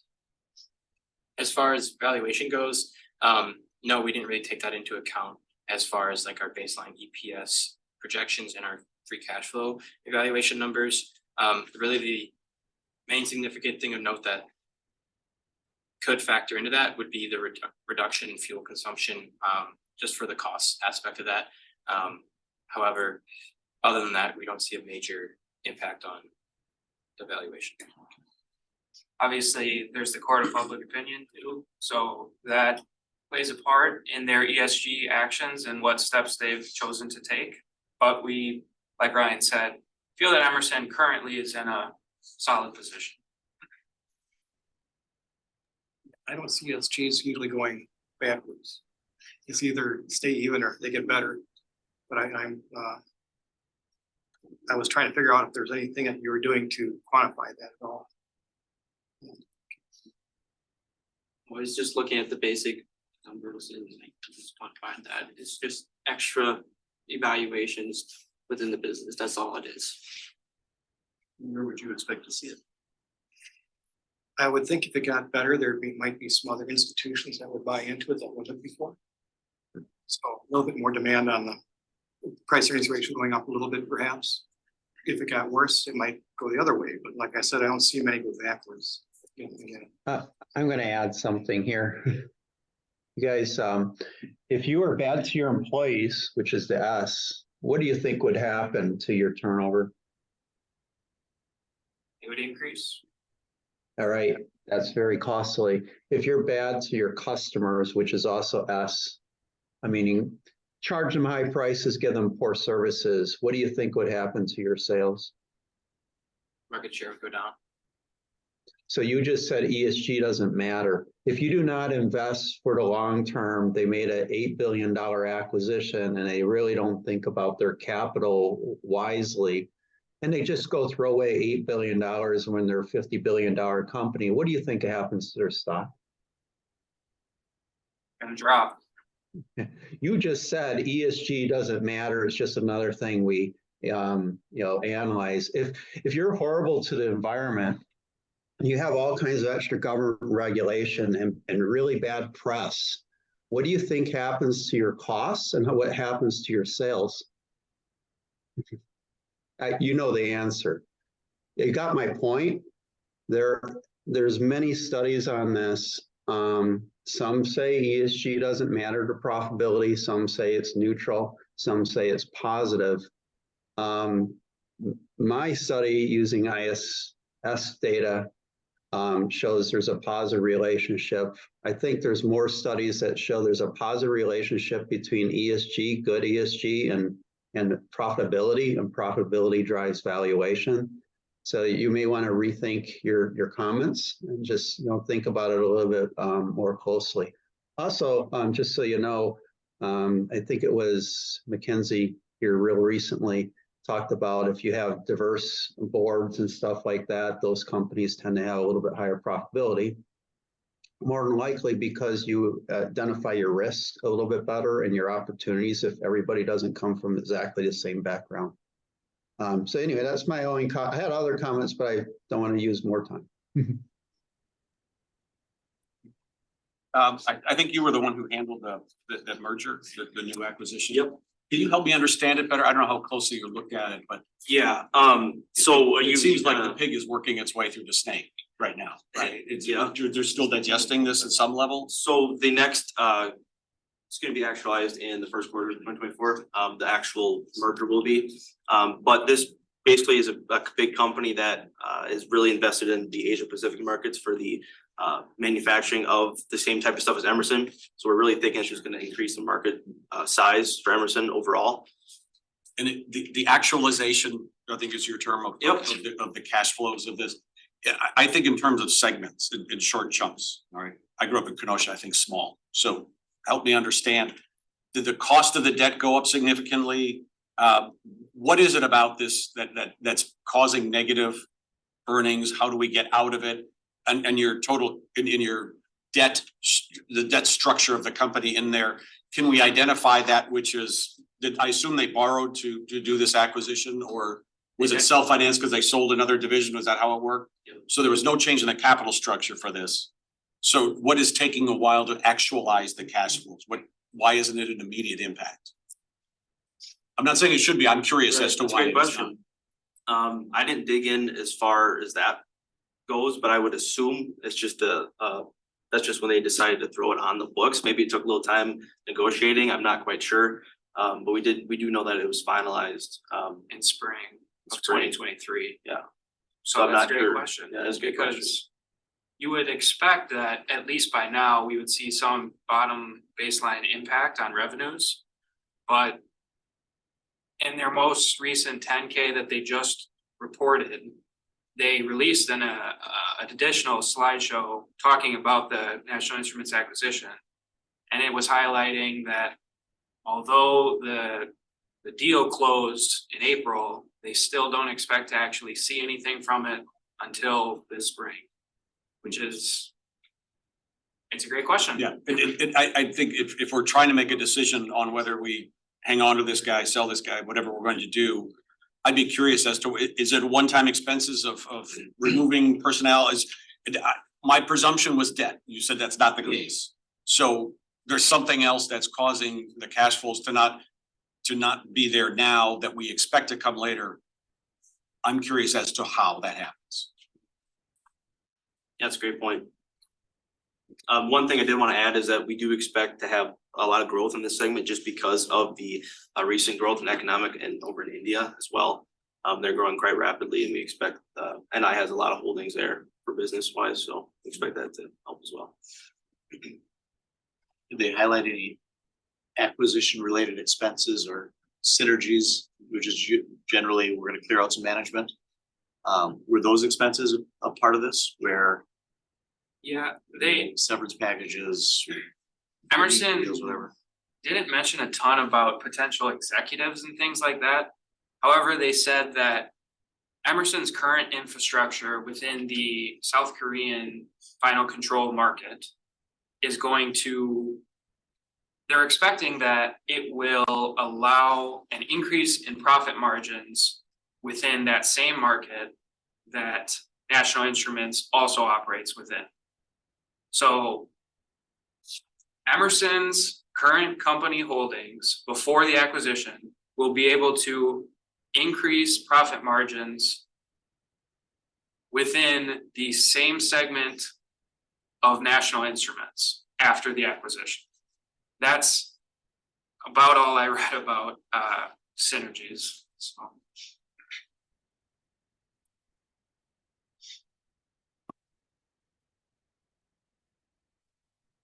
I'm gonna raise the hand, guys. Happy Friday. Just want to talk, or I guess ask a question philosophically about how you came to your recommendation of a hold.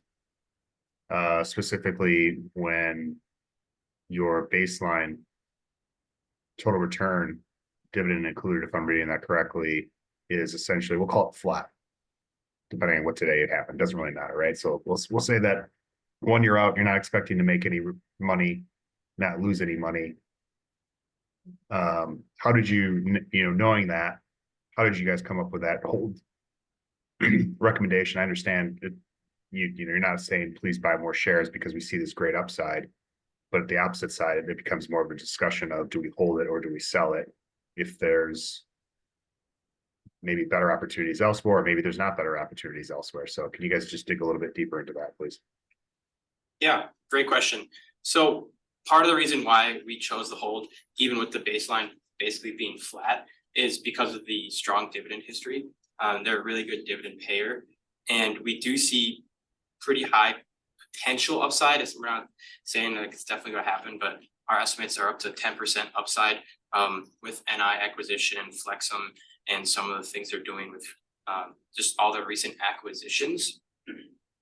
However, our main, I guess, recommendation overall for the fund is to trim industrial somewhere. So as Sam pointed out, if the price increases another couple dollars in the coming weeks, we don't see an issue with a limit sell at all, because we are approaching our optimistic scenario. So primarily, to summarize, primarily for the dividend, strong dividend yield, we don't think it's ever a bad idea to have a strong dividend paying company. As well, I mean, that's part of it, but also if we do decide that Emerson is not a good fit for the portfolio, then exposure to the industrial sector would only be through two companies, and one of those companies is Boeing, who is not currently profitable. So we figured keeping Emerson around within the fund is not necessarily a terrible idea, just because then we're semi-diversified within the industrial sector as well. So then I guess so if it's not necessarily a discussion on Emerson, and it sounds to me like it's more, your recommendation is more on trimming the industrial exposure. So what's the philosophy behind that? So it's gotta be deeper than, just the Emerson piece. So can you explain that a little bit more? We believe industrials to be a sector which is a good holding for a portfolio to have, like, good exposure to. We like to call them cash cows. They're solid companies, produce good revenue, pay good dividends. However, if the Spellman Fund is looking for a place to reallocate, we believe that growth sectors, traditional areas of the market that have been exposed to abnormal growth, things like technology, consumer defensive, because we believe macro conditions are going to get worse within the future, may be better ideas than maintaining overweight holdings in industrials. I'll cede the floor, but I'm happy to answer other questions if no one in the room's got any, but it's hard for me when I'm not there looking at Tyler. Thank you. A lot of people have that issue now looking at me. I'll jump in with a question. Do you know what the growth rate of the National Instruments was relative to the growth rate of Emerson? No. Okay. Is this it feels like Emerson has been acquisitive for a while, trying to shift their business significantly, because that core business of theirs is a turd. I mean, it's just a slow growth, no upside. So they're taking the cash that they have and they tried to put to work a few years ago with a large acquisition that fell apart. Did they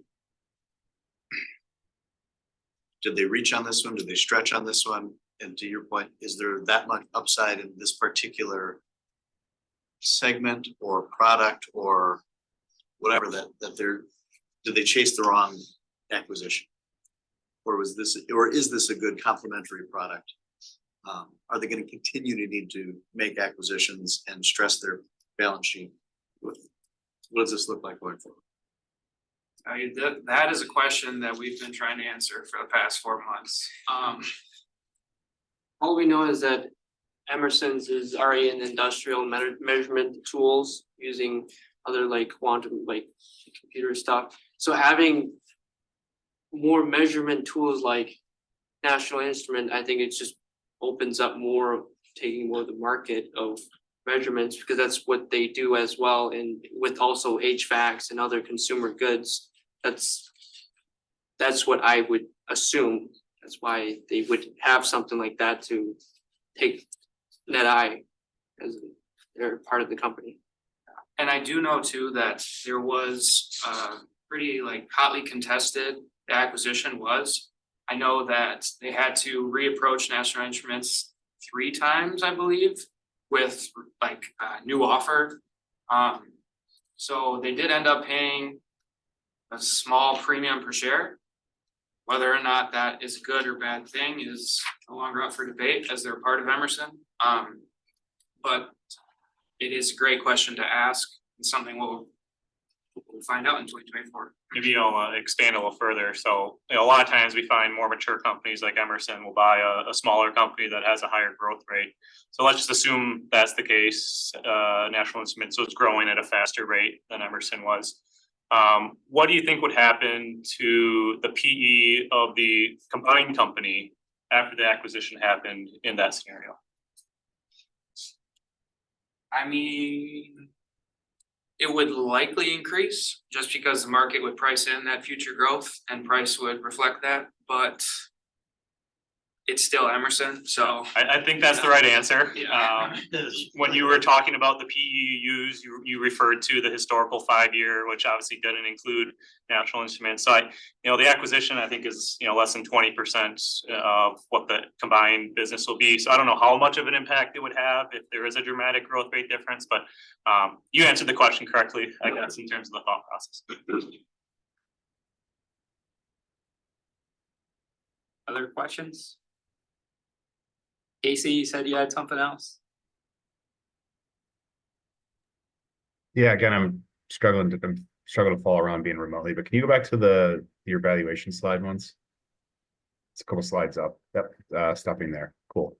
One thing I just happened to notice, if you look at your PE estimates, and again, maybe I just missed this being remote, but one thing I thought was interesting was your PEs and how your pessimistic scenario has a higher PE than your optimistic scenario. I know sometimes when you think of growth stocks, they tend to have higher PEs than slow growers. Can you walk through the philosophy? Maybe I missed this as to just how you guys thought about PE and how you were assigning those in a baseline pessimistic and optimistic approach.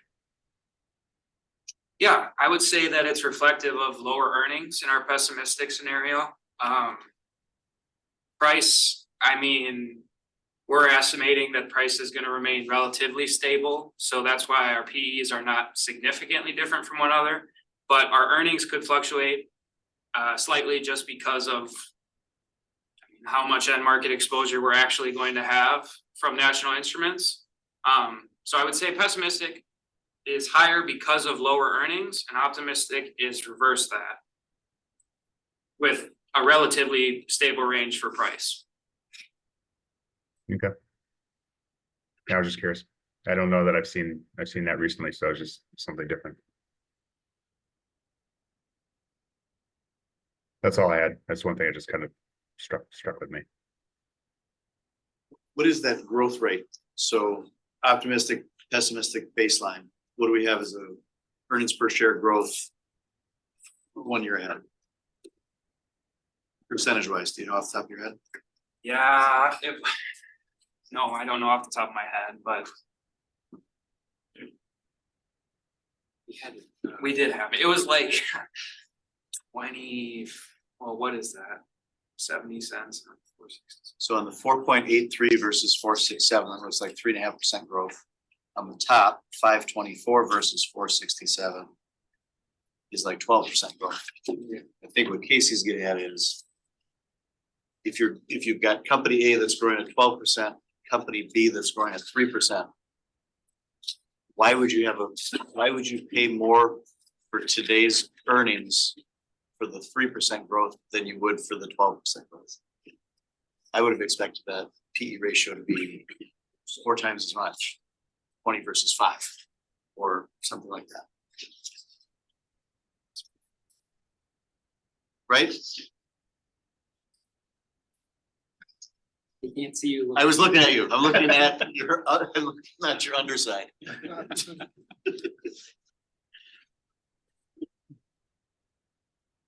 Right. Now, I'm Brandon Burke. I'm Matt Crowley. I'm Mari Yates, and today we are presenting McDonald's. McDonald's is not currently within the Spellman Fund, and we are recommending a future buy. Today, we will be giving an overview of the company, as well as talking about risk and financials. We will be going over our 2 key growth drivers, digital growth and revenue or restaurant development. We will also be evaluating the stock and recommending a portfolio fit. And to tie it all together, we will be giving a summary. As many of you know, McDonald's is one of the largest fast food chains within the industry. Today, McDonald's is operating in over 100 countries with over 40,000 restaurants worldwide. Out of these locations, about 95% of these restaurants are owned and managed independently. Franchising allows for rapid expansion as well as reduced expenses. As we stated before, we are recommending a limit buy. If you look at our current stock price, as of today, it is around $287. If you look over at our target price, it is around $253. Although there is a disparity between these two numbers, we do not believe our target price is too low just based on average stock prices within the last year for the company. To calculate our target price, we used a 90% weight from PE method and a 10% weight from free cash flows. Overall, we do believe right now McDonald's is overvaluated, and we do recommend purchasing the stock when the current stock price aligns closer with our target price. So like we said, we're gonna be recommending a limit buy. This limit buy price is gonna be $240, which is 95% of the target price of $252. If it were to reach this level, we would recommend buying 32 shares valued at $7.2 thousand. This would account for almost 2% of the fund, and it would raise our consumer defensive sector up to almost 7%. The current price it's trading at as of this morning is $286, and our target return would be just over 7%. Challenges we see within our business are weight loss supplements coming out, which steers people towards a healthy lifestyle and away from fast food restaurants, and also inflation. Because we do offer affordable meals, inflation can cause those prices to go up. Opportunities we see is to continue franchising, because we see a lot of our profit coming from our franchise companies. And also Cosmix, which is a spinoff of McDonald's, which there's one open in Illinois right now and one being built in Chicago. Cosmix specializes in like specialty drinks and specialty food items. The key drivers we will be looking at today are digital revenue and restaurant development. Digital revenue is important because of the success of our mobile app, kiosk orders, and delivery services. And when looking at restaurant development, they plan to open 9,000 stores in the next 4 years, which is about 2,200 per year, which is a lot more than what they have previously been doing, averaging at 830 stores per year the last 5 years. Some risks we see with our company is competition, consumer preferences, labor strikes, and equipment failure. Looking at our treasury stock overview, treasury stock is when a company buys back shares that they have listed. In 2022, they had 745 million shares outstanding, which has decreased to 725 million this year, and they plan to decrease that to 700 million by the year 2027. We believe this is a positive financial strategy for our company because it boosts individual share value as well as EPS, and it shows that the company has excess cash to invest in their company, whether that's just in the company or giving back to their shareholders as well. So when looking at the recent stock overview, it's important to note that the stock recently just dipped to $246 within the last month, which is close to our limit buy price. So it shows that it is realistic that it could drop to that price. Looking at our PE ratios, they have fluctuated a lot within the last couple of years and are currently sitting at 23. Our ROE is sitting at 12, which will continue to grow as well. And our EPS is sitting at 10, which will grow, and we will show growth within our drivers as well for that. So revenue streams at McDonald's are franchise locations and company owned and operated. And there are 3 types of franchise locations, and the most relevant one is conventional franchise, and they provide revenue from rent and royalties based on percentage of their sales. Then here's our geographical revenue breakdown. As you can see, international locations make up a larger percentage compared to US locations. And this has been historically true. And we expect this to stay around the same as more international locations are being built than US locations. Now looking a little bit more into McDonald's ESG, their current ESG score is 53 out of 100 on FactSet, which is a little bit lower than the industry average. To help out with their ESG, they currently have the goal of reducing their overall carbon footprint. They're going to be doing this by using more eco-friendly materials, as well as decreasing their overall energy consumption. In their latest climate action report, McDonald's estimates around a 33% cut in greenhouse gas emissions by the end of this quarter. They also recently announced their collaboration with meat and dairy suppliers to create a more local menu. And lastly, McDonald's is planning on purchasing a renewable energy through North American Logistics Council this next year. So one of the main risks we see with McDonald's is consumer preferences, which is referring to consumers preferring more healthy options. And this also goes with advancements in weight loss medication, as it's supposedly supposed to make people avoid eating fast food and going more towards healthy options. When looking at the company's key financials, we see that the PE ratio is right in line with their competitors as well as the industry average. Outstanding from that is Chipotle, which is a very highly valued stock right now in the industry. Our ROE numbers are very good compared to the industry average, trailing Chipotle as well, but where we see a lot of upside in ours is the net profit margin, which is 33%, which is much higher than their competitors as well as their industry average. In this table, ROE, ROA, and debt to equity, as well as price to book, were all recalculated by taking out treasury stock due to our buybacks. We thought it would be better to compare to the company by taking out treasury stock for all these companies here. Next, talking a little bit more about our debt and capital structure. McDonald's mainly uses debt to finance and growth expansion with locations globally. McDonald's current long-term debt is about $37 billion.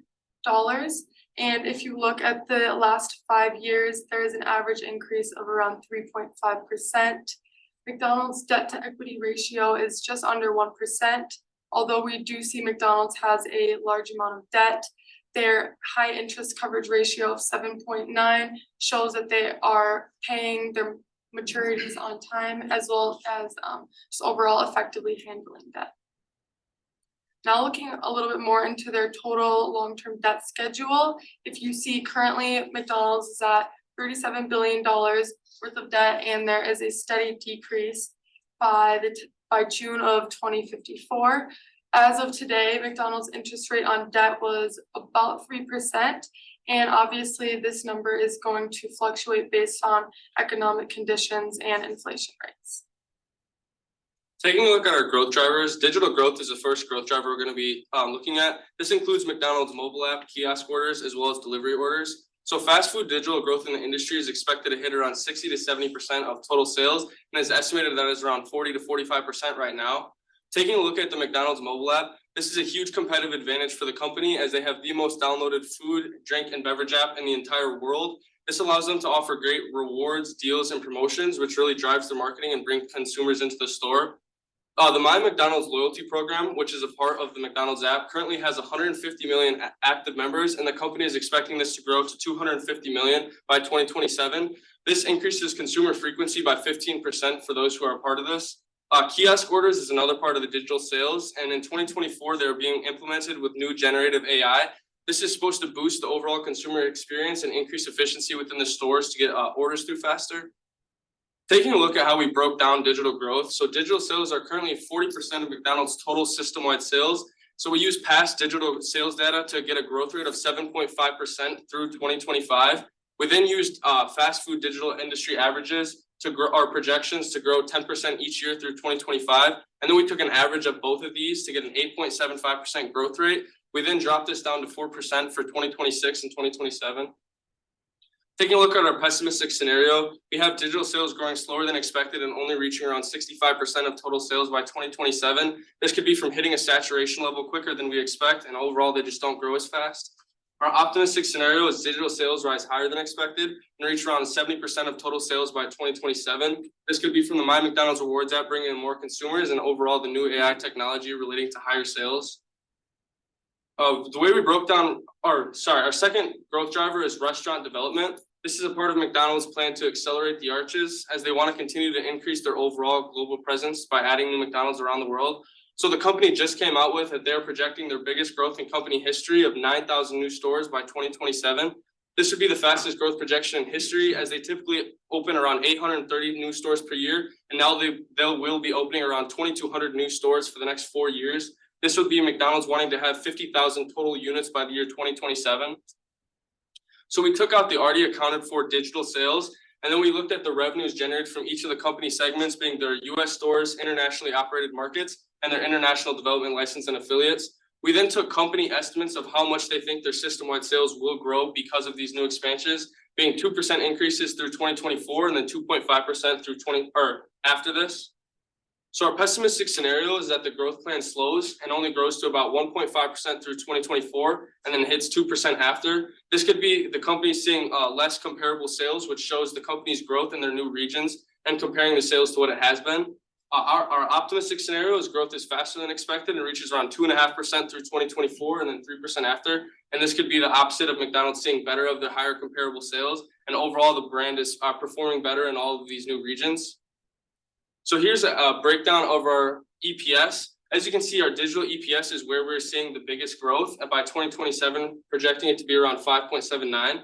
Then you can see the different segments which we grew, and we did grow these by the company estimates, and we wanted to break it down into the different segments just so you could get a look of where their EPS will be coming from and to get a total EPS of 12.7 by 2027. Then here's a breakdown of our different baseline optimistic and pessimistic.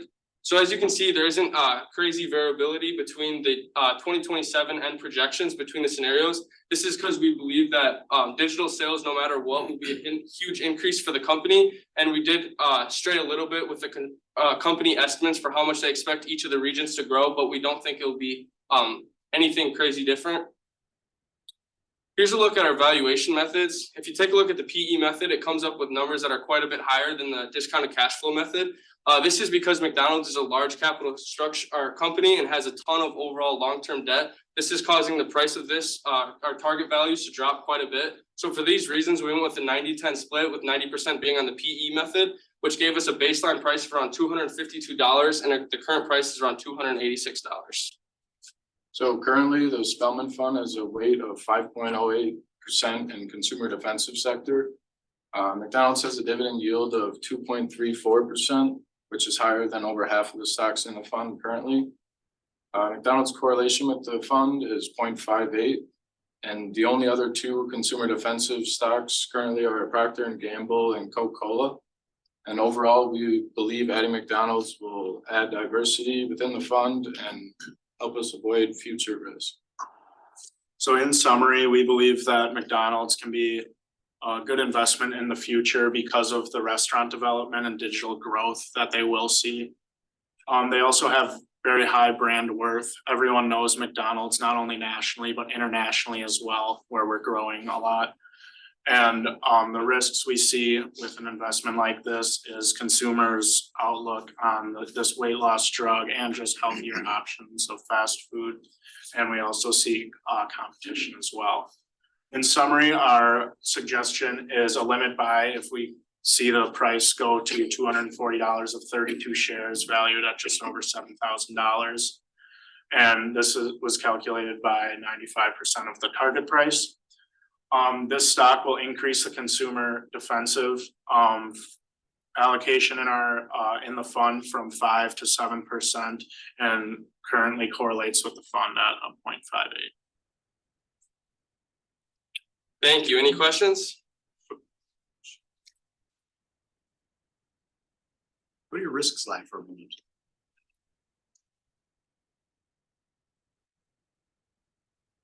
One of the world's largest companies, over 118 countries. where's the currency risk on here? It's 59% of sales is outside of the United States. Shouldn't that be a pretty sizable concern of ours? Yes, it is. Yeah, yes. And then the weight loss help. I don't know enough about it, but to me, that's actually almost a growth driver. So Hey, I'm gonna take the double cheese. I'm gonna take 2 Big Macs instead of Exactly. the other one, because now I've got a weight loss pill. We thought it could go either way, but the way we look at it is people aren't gonna use it so that they can continue their lifestyle, they're gonna use it to change. So if you're taking the weight loss drug and still eating fast food, you're just gonna stay the same, and people wanna lose weight to change, so. Yeah, that was one of the reasons why the stock price just in October dropped all the way down for that 240 is because of more news on the weight loss drug. So people on the outlook are saying like it could overall just impact the fast food industry and cause people to have healthier preferences. There isn't too much like data on it yet, but it's more just like something we think that could drive consumer preferences away. Because we were talking about another company earlier where in the 1970s, we heard about it in the 90s and the early 2000s. Weight loss is not a new concept. Healthy eating is not a new concept. They've introduced salads, they've done things. At the end of the day, Americans care. They don't make good choices. Doesn't seem to be a huge concern there. My question on that's fun stuff, but question here. The digital growth. So if I look at slide 21, we talked about the digital growth. Doesn't that cannibalize some of the other growth? Yep, so that's why when we went through it, we took like the overall system-wide sales of how much digital is growing by. So we took that percentage of revenue and then we grew that. So like all these, the US, international, all those have already taken out digital sales because we already took the revenue of that out. So then the growth rates we added to those different segments are company estimates of how much they think their system-wide sales will increase because of new expansions. So it's like we already had taken the original revenue out for digital. So that's why like a lot of those digital increases are including like what the growth should be throughout globally of their EPS.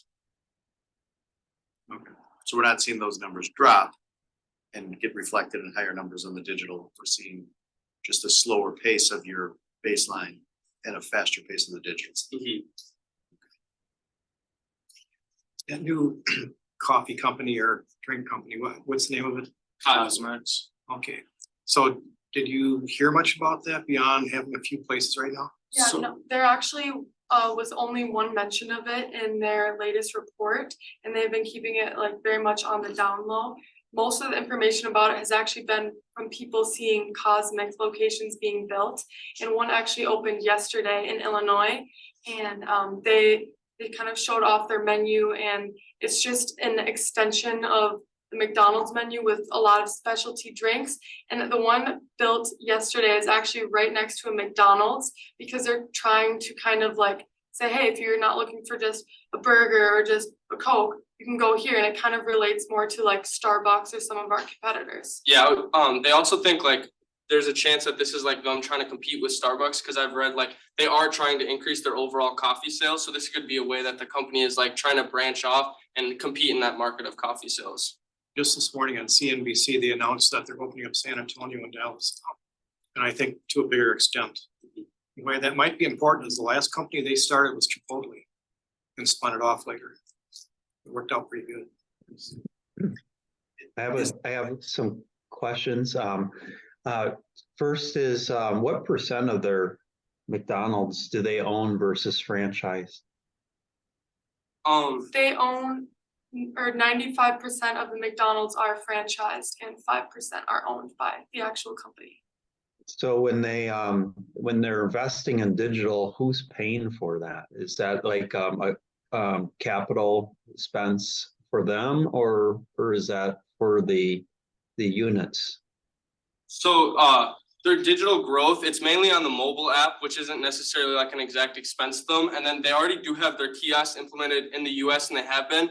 And for internationally, they are almost have all the kiosks there. So typically with franchises, if it's anything with actual capital, the actual franchisee is in charge for paying for this. And sometimes the company will co-invest if they have certain things that they want to get done. But overall, the actual like digital growth shouldn't be too much of an expense rather than like initiating the new AI or anything like that. Okay, so the reason why is I was trying to, I've been, by the way, I've been looking at things in FactSet as you've been talking.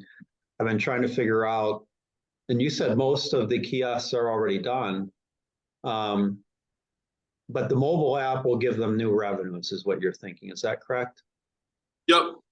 Okay, all right.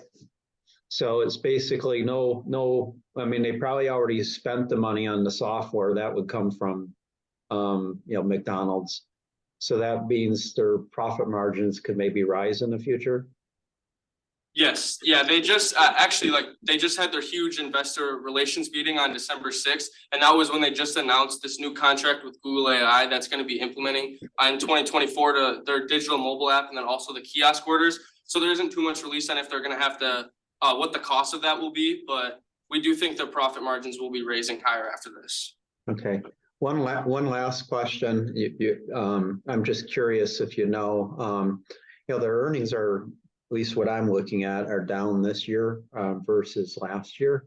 Down in 2022 from 21. What happened? And I think I know what happened, but I'm kind of curious if you know.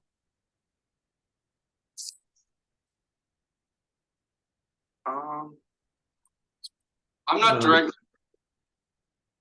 Actually, tell you the truth, I'm looking at the sales were about the same in both years, but it must have been their operating expenses went up in 2022. It could have been the investment in that R&D and that software. It's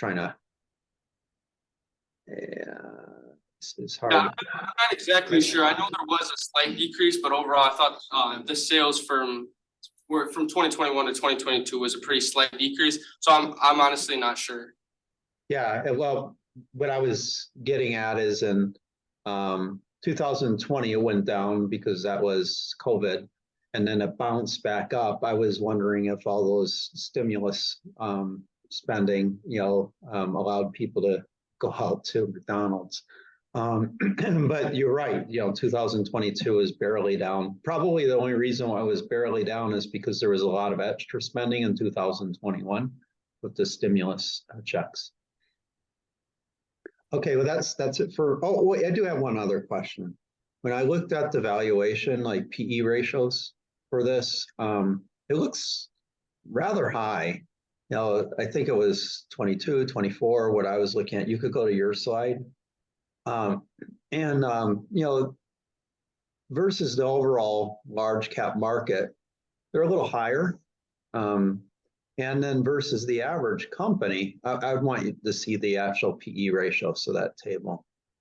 For average company, the average company is probably 15, 16, and they're at 23 for trailing 12 months. Why do you think their earnings are worth 33% more than the average company out there? That's what that says, 23 if the others are at 15, 16. You're basically saying that every dollar of earnings in McDonald's is worth 33% more than the average company. Why do you think that is? I think because McDonald's they have the highest share of the industry at 25% almost. So everything that they do, they've been able to master over a long period of time. And also with having so many locations, they're able to cut costs down because a lot can use the same kind of tactics. And smaller brands might have more expenses because they're producing for just small amount of stores besides mass producing their products almost. Okay, I think that's a good answer. You basically said they have lower risk, and so you're willing to pay up more for those earnings. I would argue that also McDonald's is probably more stable if there is a recession than some other industries, which also means lower risk. And that's why we put them as a consumer defensive stock. All right, thank you. You had mentioned their growth of 5,000 new restaurants or something, 9,000 new restaurants by 2027. Where did they say they want to target that growth? Is that? Just on December 6th, they came out with it. They're planning to open, like target which locations? Yeah, So it's about, it's gonna be, they didn't specify exactly, but I know in China, I think it's around like 6,000. And then, so that's a huge part of their growth. They are reopening more in the United States with typically last year, there was the first time they're opening again in US since like 2014. They've been steadily declining their US locations, but they said they don't think that in the United States right now, they're, like target consumer actively is represented by their location. So that's why they're gonna be boosting that up. I believe it's around 700, and then I think it's like 1,700 is gonna be in their internationally operated markets where they're performing well, like Canada, Germany, France, and others. did they say anything on how they plan to staff all those new locations? Are they gonna go more automated or try to find just regular labor? I'm not sure exactly on that, but I know like automation is a big thing that they've tested. Like in United States, they tested a location. It's been there for about a year in Texas where they had just like automated drive-through and with that, but they haven't directly said like we are planning to have complete automation in the future. So like it is something that is pretty implied that will happen, but I guess it's not something that they've directly said like we are planning to continue with automation, only using this to have lower employees. Is McDonald's typically a well-paying job? Yeah, it is. It has been, wage has been increasing over the last few years, so yes. I'd say especially compared to like other, like they're paying around like $17 an hour for a lot of their starting positions, which I would say is a lot higher than a regular like fast food restaurant job. So you wouldn't have any concerns in light of low unemployment numbers of them having a hard time staffing 9,000 new locations? I wouldn't say that is a concern because from 2020 to 2021, McDonald's dropped their headcount 25%. And a lot of that just being, they're able to, like Brandon said, you know, you order through the digital app, you're ordering, you're not talking to an actual employee, so we don't believe that's a huge concern. Yeah, a big thing with that, like with the digital growth, like they do already have those kiosks implemented, but that's a big thing too. Like nowadays, people, when they go in there, they're using the kiosk. And like I said, like 30% of people actually nowadays, like actually prefer to order on those kiosks. So I would say that could play into that as well. Okay, and then one last question or thing. If you go back to slide 13 on the debt, you show the last 5 years, the average growth in their outstanding debt's been 3.5%. And then the next slide, go back to 14. Are you suggesting that they're gonna now start paying down their debt rather than just continuing to take out debt? No, this graph is pretty much showing their current total debt. And it's just showing that by 2020 or by 2054, that their current long-term debt will be at zero. But that's obviously not taking into account the debt they're gonna take out in the future. I want to go back to his question. The 9,000 new stores, 2,200 per year. Is that all McDonald's stores or is that also count Cosmics? That's, and at that reported, that's strictly like 50,000 new units. They weren't saying Cosmics. It was strictly, we were planning on new units. They wanted to hit 50,000 by 2027. You talked about growth and you had all the calculations to get us to an 8.75% growth rate, and then you dropped it to 4%. If I look at this, we're increasing the number of stores by 22%. I did that right. Is that 4% too low? It could be, yeah. My thought process when doing it was, we see like this is where in the next couple of years we think that there's going to be a ton of growth, and like it still should be going up, but it was just more like a conservative drop down. Like we don't want to have it going so high up for all 4 years, so it's just to be more conservative in it. Can we go over the treasury stock a little bit? Help me understand what they're doing with their treasury stock. I think you're on slide 6 when you brought it up. So basically, the treasury stock, we look at it with McDonald's with being such a big company as a good thing for them, because they're using this stock to increase, or they're using the stock buybacks to increase their current share prices. Like if you're already invested in McDonald's, this is like good for you because your stock, the price of your stock is going to gain value. Your future growth is going to, or your earnings per share is going to look upwards as well, and it just shows that they do like have excess capital. And I think that ties into like their long-term debt too, like although their long-term debt numbers are really high, they like are showing that they will be able to pay them off and be successful with that because these stock buybacks, they even have excess money to do that. The number is going down. Yeah. In your forecast. And with the debt,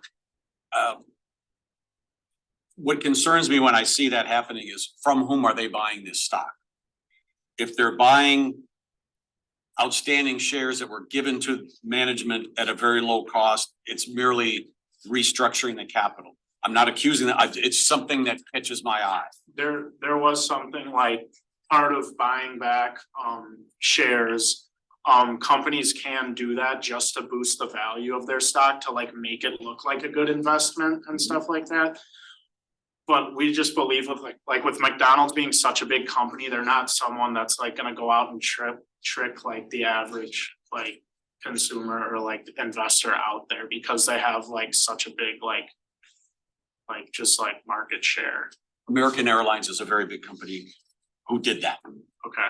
Right, so I may be a lone voice, but if we're going to bring up the treasury stock and we're going to bring up the capital structure, this is something I would look into to see exactly where that's coming from. Right. And then the other question I had, and this is more of a higher level, we're trading around 286 and we have a target price of 253. Get me from 286 to 253. How am I going to get there? Or am I going to be sitting here with a fistful of cash waiting for a price to come down? And we're giving all these reasons why we anticipate the price going up. How is that going to come to me? Are we just going to watch this ship sail and we just didn't take advantage? I think like a reason for that, like, I don't have an exact reason for like why it would. We just think it's something that's plausible. Like, again, like just with the amount more coming out on the weight loss drug in the past month, it dropped to like 246, like in October, like 10th around there. So I guess I don't have an exact reason for like what we think would drop the stock, because obviously we do believe that it's going to keep rising. So we're not saying it totally could happen, but it's just like saying if there were certain market conditions or something that could drop the stock price to this, we do feel like the stock overall holds a lot of value and it would be worth the purchase. Does it hold enough value to buy it at 286? I think you could look at it, but see, one of the reasons too, like why we had picked that target price is because we do have to keep, when you're doing the discounted cash flow method, which is the two ways we were supposed to value the stock, having all that debt does really bring down our discounted cash flow price. So I would say in terms of like 285, I could see it being slightly overvalued, but I do think the company holds a ton of value. I mean, just having all the locations, the brand value, the profit margins they get on their actual franchise revenues, and just having all that real estate, which is a huge asset. I would say it wouldn't be terrible to buy the stock at where it is right now, just in terms of like, if you were trying to get a ton of value for it, it would be worth waiting until let it drop a little bit. Okay, but again, if it doesn't drop and we're still hovering around 286, would you recommend we still buy it? Yeah, I would. I believe in the company, yes. All right. All right, hey everyone, thanks for coming. This is Isaac, that's Jackson, this is Casey, and I'm also Jackson. Our company is Brunswick Corporation, stock ticker BC, and currently the stock is not in the fund right now, and we are recommending a hold for a limit buy.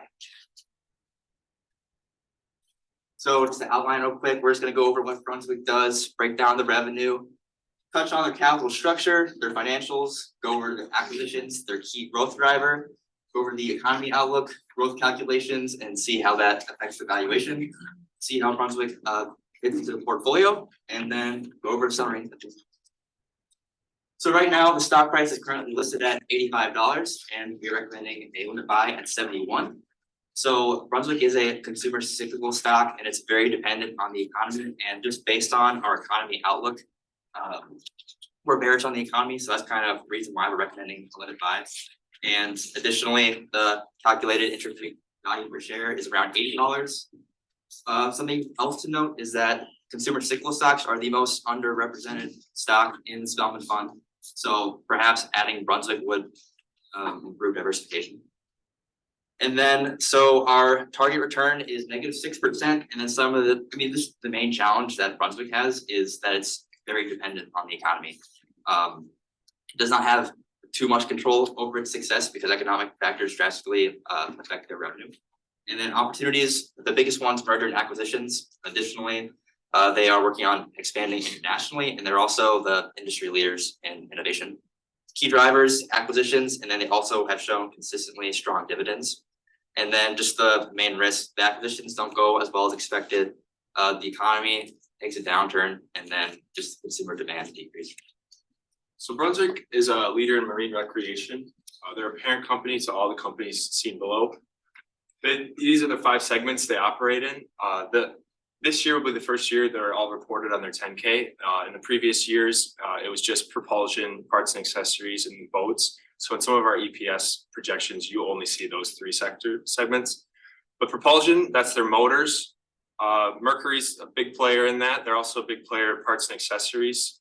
Navico Group is an acquisition they made in 2021 for $1 billion. Very similar to parts and accessories, but they're more focused on electronics. And then the boats, Bayline or Lund, and Lund's a common boat you might have heard of. And then business acceleration is kind of how they finance the whole thing. So here's the process they kind of do. They get their supplies through the third party, and then the manufacturing, that's on them. That's where they get their parts and accessories, their boat and their motors into the boats, and then they kind of wholesale these to dealers. Over 8,000 dealers and distributors they which ultimately get it to the end customer. But then they also get it to over 800 boat makers, and they kind of put the boats all together. Marine Max is their biggest customer, but they also distribute to individuals as well. So taking a look at Brunswick's ESG, we got some pros and cons listed. Starting off with the pros, 90% of their board is independent. So this is good because they'll be making decisions that are best for the company rather than the individual. And then another thing is increasing emphasis on environmental sustainability. They highlighted in their ESG report that by 2030, they hope to reduce their greenhouse gas emissions by about 30%. Then some cons that we found were women in leadership, and then racial and ethnic diversity in leadership. They are lacking in both of those areas. So that is something that we could see them increase in the future. So taking these all into consideration, we rate them neutral based on ESG. Then taking a look at their total sales by business sector, we can see the 2 leading sectors are propulsion, which makes up about 40% of their sales. And then that's followed by boats with about 27%. And then on the right-hand side, we can see that the P ratio has been somewhat consistent in the past 3 years. And then if you look at ROE and EPS, we do see a decrease from the past 2 years, but this is due to the experience in abnormal growth from COVID. Then just going further, looking at the past 3 years, again, propulsion is their biggest sector and continuing to grow. In 2021 of December, you can see the addition of Navico. You do see a little decrease in parts and accessories, and this is due to the acquisition of Navico, as they do pretty much the same thing. And then sales by region, that just shows that they do have a big presence in the United States and are still continuing to work on their international expansion. Brunswick's capital structure, they use about 70% equity and 30% debt. Most of their debt is in long-term corporate notes and bonds. So these have set interest rates, and they don't have to take out like short-term year-by-year loans that would go off of changing interest rates. Then taking a look at some of their financials, I want to point out ROE and ROA, and also net profit margin. These are pretty similar to the industry average and lower than their competitors. So we would want to see those things get a little higher if we were to recommend a buy. And then their debt to equity is lower than all 3. So this is good just because they can finance most of their operations with equity rather than taking on a lot of debt. So this table is going to show their price to earnings ratio and mainly their dividends output over the past 10 years. Something that you can't see on this table is that the only time in the Brunswick's history that they've ever decreased their dividend was in 2008 following the recession. But since the 2013, we've seen a stable and consistent increase in the total dividend. And mainly looking at the past 2 to 3 years, we can see that while the dividend has increased and equally so has their yield, the payout ratio has stayed the same or even gone down. which to us shows that Brunswick is a stable dividend producer and the Spellman Fund could benefit from this. But moving on to their growth driver, which we believe to be is acquisitions.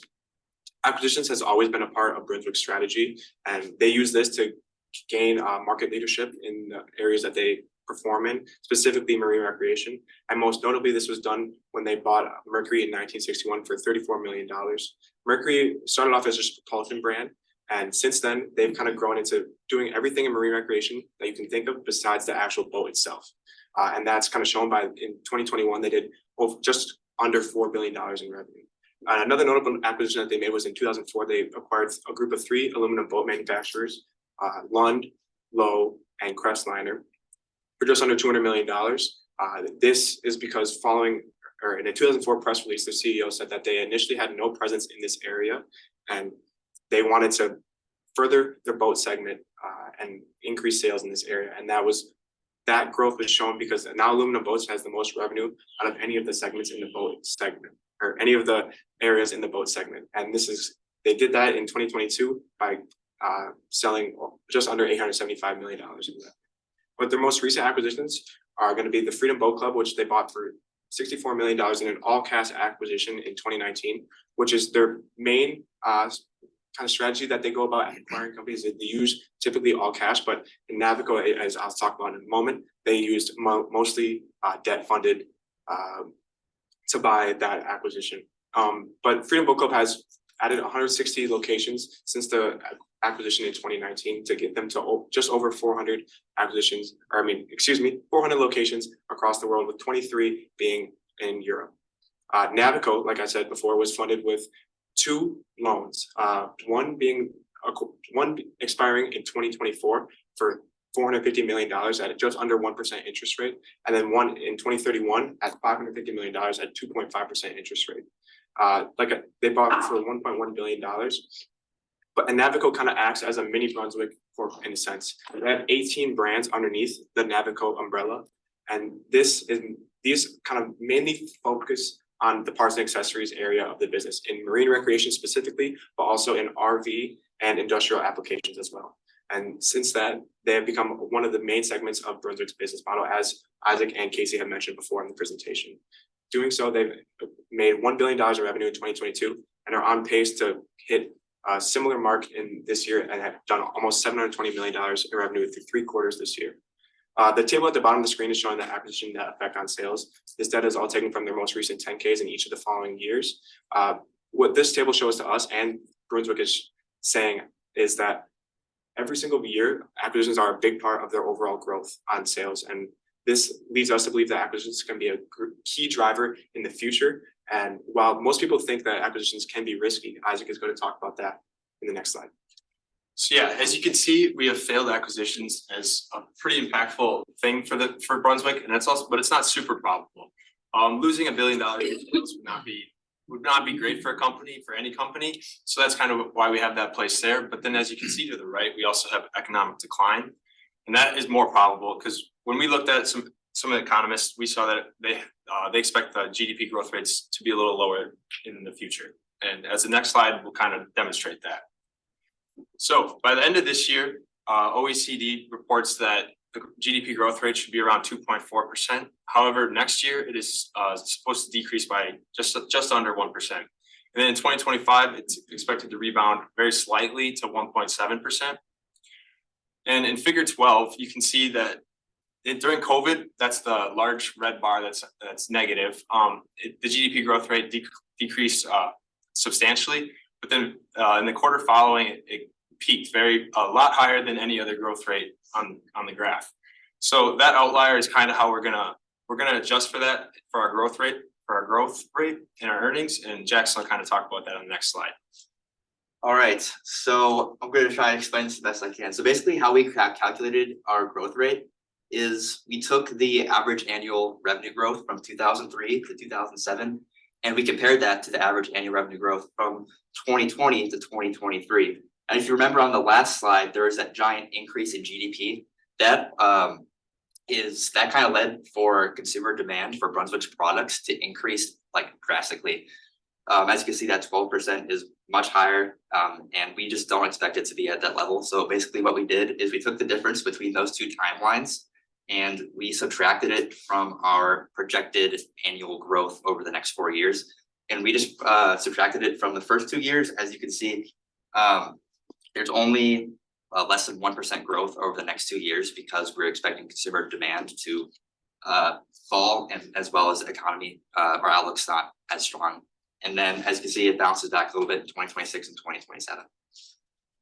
And then just the effects on the valuation. So on the bottom, it's just total EPS. It's very stagnant over the next 2 years. And then 2026 and 2027 is when we start to see the increases.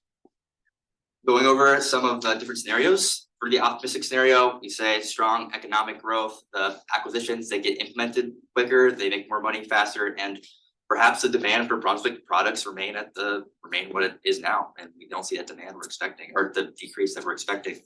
And then for the pessimistic scenario, perhaps our outlook on the economy isn't as bad as it should be. There could be a recession. Maybe the acquisitions don't go well, they're not making enough money, and then additionally the demand drops further than we're expecting.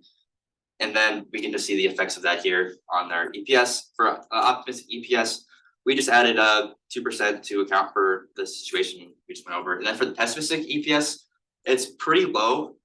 This is primarily due to if there were a recession, we wanted to account for that in 2024. So we just took 30% off there of the revenue to account for EPS. And then in 2025, they made some of that back as they were recovering. And then in 2026, we start to see them grow again.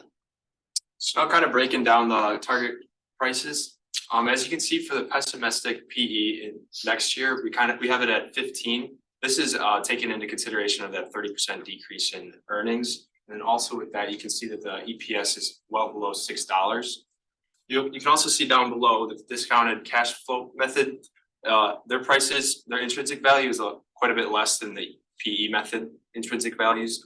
However, for cyclical stocks, we found that the discounted cash flow method was a little bit better evaluating them. So we took 60% weight on that and only 40% on the PE method. And then as you can also see, optimistic right now is the only one that would be profitable, have a profitable return. Now taking a look at the portfolio fit, Brunswick has a little high correlation of 0.71. However, there's only 2 other cyclical stocks in the fund, General Motors and Booking. But where it fits really well is on that benchmark of being within 5% of the S&P 500. And as you can see on the right-hand side, like Jackson pointed out, we're significantly underweight in that category. So we would have to increase by 1% to reach that benchmark this year. So going over the summary of the presentation, while Brunswick does have a concentrated business model and which has led them to be market leaders in the marine recreation industry, we also believe that past acquisitions have kind of shown a blueprint for future success with their most recent acquisitions, which would lead them to not only produce consistent earnings, but also consistent dividends in the future. Our outlook on the overall economy, as well as our projected decrease in consumer demand, leads us to recommend a hold/do not buy at this time. But while the price has appreciated greatly over the past month and a half, if it were to decrease back to what it was earlier in the semester, specifically what we have written down as $71, that would net us a 11% potential return when compared to our overall intrinsic value, which is just under $80. This concludes our presentation. I'd like to thank you guys for taking the time to listen to us today. Questions? Your projection saying that the driver of this company is acquisitions. Correct. What percentage of the market do they own right now? This data is kind of hard to find. It was kind of hard to find. We were looking into it, and there was a lot of different graphs from a lot of different sources. So you could find in like the propulsion segment, Mercury's market segment, but you couldn't really find Brunswick's market share in the marine recreation as a whole. It was more in the smaller branches. So what do they own in the propulsion section? Mercury owned. Do we have it on the slide? On the slide, it shows all the brands, yeah. Okay. The fifth slide. Umbrella, yeah. Yeah. Yeah, but it's not the market share. Yeah. Oh yeah, we don't actually know the market share. I mean, well, Brunswick is like it's by far like the biggest company in the industry. Like they have a huge market share. We just don't have the numbers behind it. But like we looked at in their investor presentations, they're like by far #1 in market share. This is what leads me to believe they won't be able to make any acquisitions in the future. Lena Khan determines who gets what now. And if we're relying on acquisitions to grow revenues in a, well, we'll call it administration, somewhat hostile to larger business, we may not be able to grow revenues if there's no other revenue source. The one thing we could look at in the propulsion is electrification, so EV motors pretty much. There could be a stream of revenue in that area, but that would also obviously take away from diesel or inboard and other vehicles. Now, keep in mind, I've walked through the law school. Okay, I've never actually sat and listened to what they say there. So I'm no expert on this, but I've seen what some of the responses are, and I didn't see that on your risk factor. So if they're relying on acquisitions in a market where acquisitions are tougher to make, that has to get into the mix somewhere, I would think. So just like the increased competition. Yeah, just antitrust right now is becoming more and more of a concern. I just heard the term big sandwich because, you know, Subway wants to buy somebody, they're not being allowed to. So, you know, markets are being redefined. It's becoming tougher to get that, those acquisitions through. There may be a hurdle, you may be able to get it past. Again, I'm not an expert, but it seems to me that that's something that if acquisitions is your driving force, that's something that should be addressed somewhere. You go to the slide of revenues by region. So you said it seems like they have a large market share. Is that across the world or is that US, international? Is there a difference in market share in different regions? Yeah, so mainly Brunswick has the biggest market share is in United States. When we looked at, again, we never found any real reliable numbers. Like we would look at one source and it would say, oh, they have a 60% market share in the United States in the marine recreation. We look at another one and say 34. So we don't have like a great source. But I remember when we looked at stuff for Europe specifically, I can't speak on Asia Pacific, Canada, the rest of the world, they had a significantly lower market share. And I remember in one of their press releases that they said recently that when they were going to boat shows in Europe, that was like a main focus of them to really try and perform well in those because they want to penetrate that market more so. And when we were looking at the breakdown for Navico Group in particular, that's a Norwegian company that they bought. So when we looked at the percentage of sales from each segment that was in Europe, every other segment was around 6 to 8%, while Navico's percent in Europe was 23%. They viewed that as like another revenue stream that could grow abroad compared to the other ones where they just haven't really penetrated that market as well. Did you read anything of if the company is looking to expand further internationally and maybe that's a way they can do more acquisitions if they've already been concentrated in the US? Was that part of your research? They're still looking to A expand. little bit with the boat club, they have like some international locations and I don't know if they're gonna add any in the future. For that, actually, they did make an acquisition for that specific one. They've acquired Phonotic Club, which is only in Europe. That's where the 23 European locations for Freedom Boat Club. That was all from an acquisition. So I think that is a point of emphasis for them. Go to slide 17.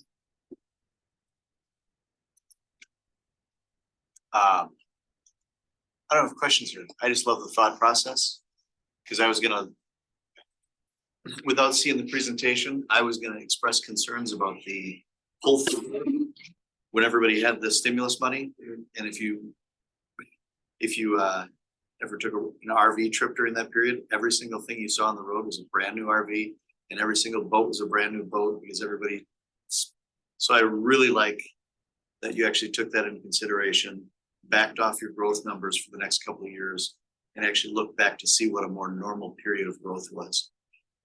I guess I do have a question. In that 2003 to 2007 period, how much of that growth was organic and how much of that was from the 2004 acquisition?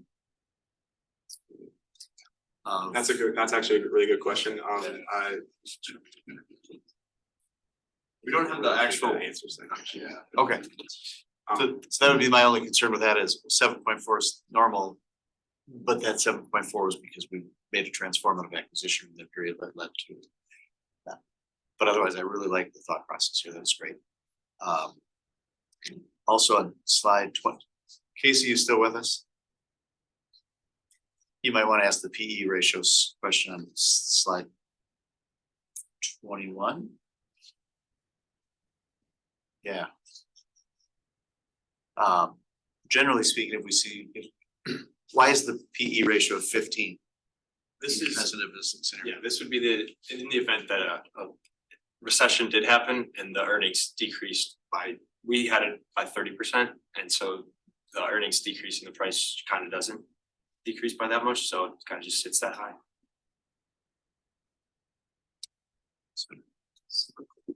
So for cyclical companies, I would say that is the case. For stable companies, that would not be the case. Can you tell me why the PE tends to go up when earnings go down for cyclical companies? Cyclical meaning the earnings go up and down more than the economy. It's kind of related to the car market, how their PE doesn't really go up. I know, but why does a car, actually, when earnings fall apart for autos, their PE would go up in a recession too. But, why is that the case? Why would you pay a higher price for earnings? Just tell me. Future growth. Because, what was that? Future growth. Yeah, okay, so in a recession, your future growth is really high if earnings drop. So you're more willing to pay a higher price for the future earnings because you say, oh, this temporary drop in earnings, it's just temporary. All right, and you did say, price falls less than earnings, so the PE goes up. And that's the reason why is, the price of a stock is more than the present value of next year's, all the years. That's all.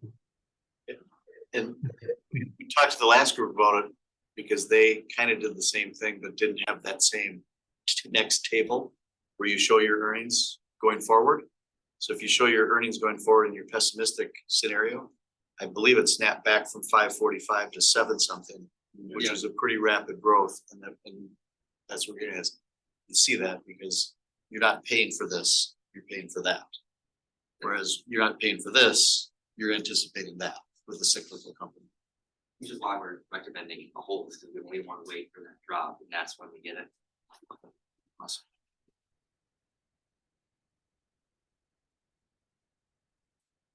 Other questions? Hello, everyone. We are doing our presentation on Pfizer today, and some things to note before we start is Pfizer is currently in the Spellman Fund, and we are recommending a hold. So just the outline of this presentation, we'll start with the overview. That'll include the business and revenue breakdown. We'll go to the risks, the financials, the 2 key growth drivers, the valuation, how it fits into the portfolio, and end with the summary. So why to hold? We bought it in 2021. The current price is around $29, but when it was bought, it was closer to $38. We see the price coming to $35. And it does have a strong dividend yield of 5.7%, which is included in the calculation for our return. So overview, it has dropped a lot in the past year due to the decrease in demand of the COVID-19 products. And that is part of the reason we are recommending a hold, but we still do see potential in the next coming years. They plan to add 25 billion to the company's revenues through acquisitions. And the little image on the bottom is all their products they have and what current phase they are. Obviously, phase 1 is just getting off the ground, and then phase 3 to registration is it's close to coming out, and there's 83 in total. So overview, Pfizer is a research pharmaceutical company that works on treatments and therapies for viruses and diseases. They make money through the sales of pharmaceutical products. They have licensing agreements and receive royalties from this, and they collaborate and partner with other companies. An example of this being they worked with BioNTech in 2020 for the COVID vaccine. And as I mentioned earlier, it is in the Spellman Fund at 98 shares. So we are recommending a hold. We see the target return be about 25% and the price would be $35. They are in the pharmaceutical industry. They work on treatments and therapies. They buy companies through acquisitions and they also partner to further their work and research. Their two key growth drivers are acquisitions and coming out with new products through research and development. And some of the risks that Pfizer has is their high research and development costs, the decrease in demand of products, which we've seen in the past year with COVID products. Market share, they are not the only ones coming out with all these new products. They're still competing for that market. And patent expirations, which we'll get into later. So a little bit into their ESG, they currently have 42% of females for management positions, which is above the current workforce average of 35%. They're aiming for a net zero standard by 2040, which is 10 years earlier than the expectations of the standard. They are not active in the fossil fuel sector and they have a biodiversity policy. Some cons for ESG is they have an excessive CEO pay rate, which is much larger than Johnson & Johnson, one of their current competitors, which is also in the Spellman Fund. They have 25% of females on board, which is above the global average of 20, but still something they can work on. They have high drug prices, which leads to poor public outlook. And it kind of goes with, there's a negative opinion on big pharmaceutical companies currently, and you can see that a lot in political debates and talks online. So overall, we give Pfizer a neutral rating on ESG. So then key statistics on Pfizer, their PE ratio has been relatively low over the past 3 years, and this is due to the EPS increasing a lot during the COVID years. And also their EPS now in the last 12 months has dropped by more than $3 per share. And this is because of a $4 billion loss they reported in Q3 of this year. And in return, this drove up their PE ratio by about 6. And also their ROE went down by about 20% because of this $4 billion loss. And also for Pfizer's stock price, it rose a lot during COVID to about $60 a share during its peak. And then now since the end of 2022, it's been on a decline and is now trading around $29 per share. So some revenue streams for Pfizer, there are 3 main ones are primary care, specialty care, and oncology. So for primary care, this is their treatment for common patients. And in 2022, this is about 52% of their revenue. And then specialty care, this is their treatment center for diseases. And this is about 25% of their revenue. And then oncology, this is their treatment for cancer, and this is about 22% of their revenue. So for primary care, their growth has been very well over the past couple of years, but now in 2023, it's expected to drop by about 59%, and this is due to the decrease of demand in their COVID products. But in the future, we see about a 5 to 6% growth rate, and this is because they plan to come out with a lot of new products in the future, and one of the main products they're coming out with in the next couple of years is their weight loss drug, which we'll talk about later. And then for specialty care, their growth has been kind of up and down over the past couple of years, but we see it growing about 4 to 5%, and this is because of past and future acquisitions, which will help their growth rate. And also in Q3 of this year, they reported about a 10% revenue increase compared to last year Q3 results. And then for oncology, their growth has been pretty good over the past couple of years, but we see about a 2 to 3% growth rate. Just because the really only main thing they're doing to help their growth is they acquired Seagen, which is a big cancer company, in early March of this year. So now moving into the risk matrix, I want to draw your attention into the high likelihood and low impact area with the lengthy time of new development for drugs. As in the pharmaceutical industry, we do know that this is something that happens all the time. And with this, we don't really know if some of these drugs will make it or if there are hiccups in the R&D development or if there is something to happen while they're in trials. We don't know if they will even make it out. And then I also want to highlight again the continued decline in the vaccine sales through the high growth rate from the vaccine sales and from all the profit they made. They've made so much money from this that they're going to start to use that money into different areas and mainly into acquisitions. And then another thing I want to highlight is in the moderate likelihood into high impact is the elected officials restricting drug prices. As we know, this is always a huge topic when it comes to presidential elections, and we really don't know what's going to happen in 2024 and moving forward. So realistically, we do not know if there is going to be a patent strike again, or we don't know if there's going to be a limit to how much you are going to be able to charge for drugs. So there will be a patent cliff that's going to be hitting Pfizer that is expected to begin around 2026. These expected losses in 2029 are gonna be about $20 billion. But the expected revenue from acquisitions in 2027 is gonna be about $19 billion. So after 2027, we are expecting to see that the acquisitions are gonna offset the total losses from the patents by 2029. So now going into some of the key financials here, I want to draw your attention to the ROE, ROA, net profit margin, and debt to equity. As we can see, all of these numbers are below the industry average, but I want to draw your attention mainly to the debt to equity, because in 2022, it was at 37%, and the trailing 12 months is now at 41.5%. This increase is due to the Seagen acquisition that has happened, and this is in the 12 months trailing, which is why we believe that this has gone up so much, and everything else is still below the industry average. So again, some key patents that are expiring is Eliquis, which is expected to expire in 2027, and the revenue loss for that is going to be about $5 billion. And Ebrance, which is expected to expire in the same year and have about a $5.4 billion loss. But President Biden's patent slash is only for Medicare, and they are in the process of negotiating a reasonable price for the pharmaceutical companies to set for some of these drugs that are life-saving for them. And Eliquis is one of them, which is a blood clot drug, and that could move this patent expiration up from 2027 to 2024 or 2025. So then getting into the debt, their capital structure is notes and bonds. And since 2018, the acquisition of 43 companies, and Pfizer has spent about $338 billion there. And Pfizer's revenue in those 5 years is about $386 billion. And we can see that Pfizer has taken a lot of the COVID-19 sales and put them into acquisitions. Knowing that the COVID-19 vaccines were going down, they're taking all their profits and putting them into different areas to make more money.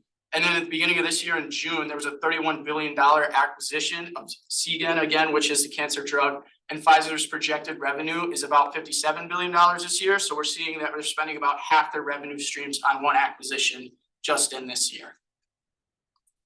So next we'll be talking about the new development of other drugs. We'll start out with Pfizer's working again with BioNTech. They're working on a combo vaccine for the COVID and for the flu shot. This is basically, so if you want to get vaccinated for COVID and the flu, you just need one shot at the time. And then also this is expected to reach phase 4 in 2024. Next, we move on to Bivalent RSV Pre-F.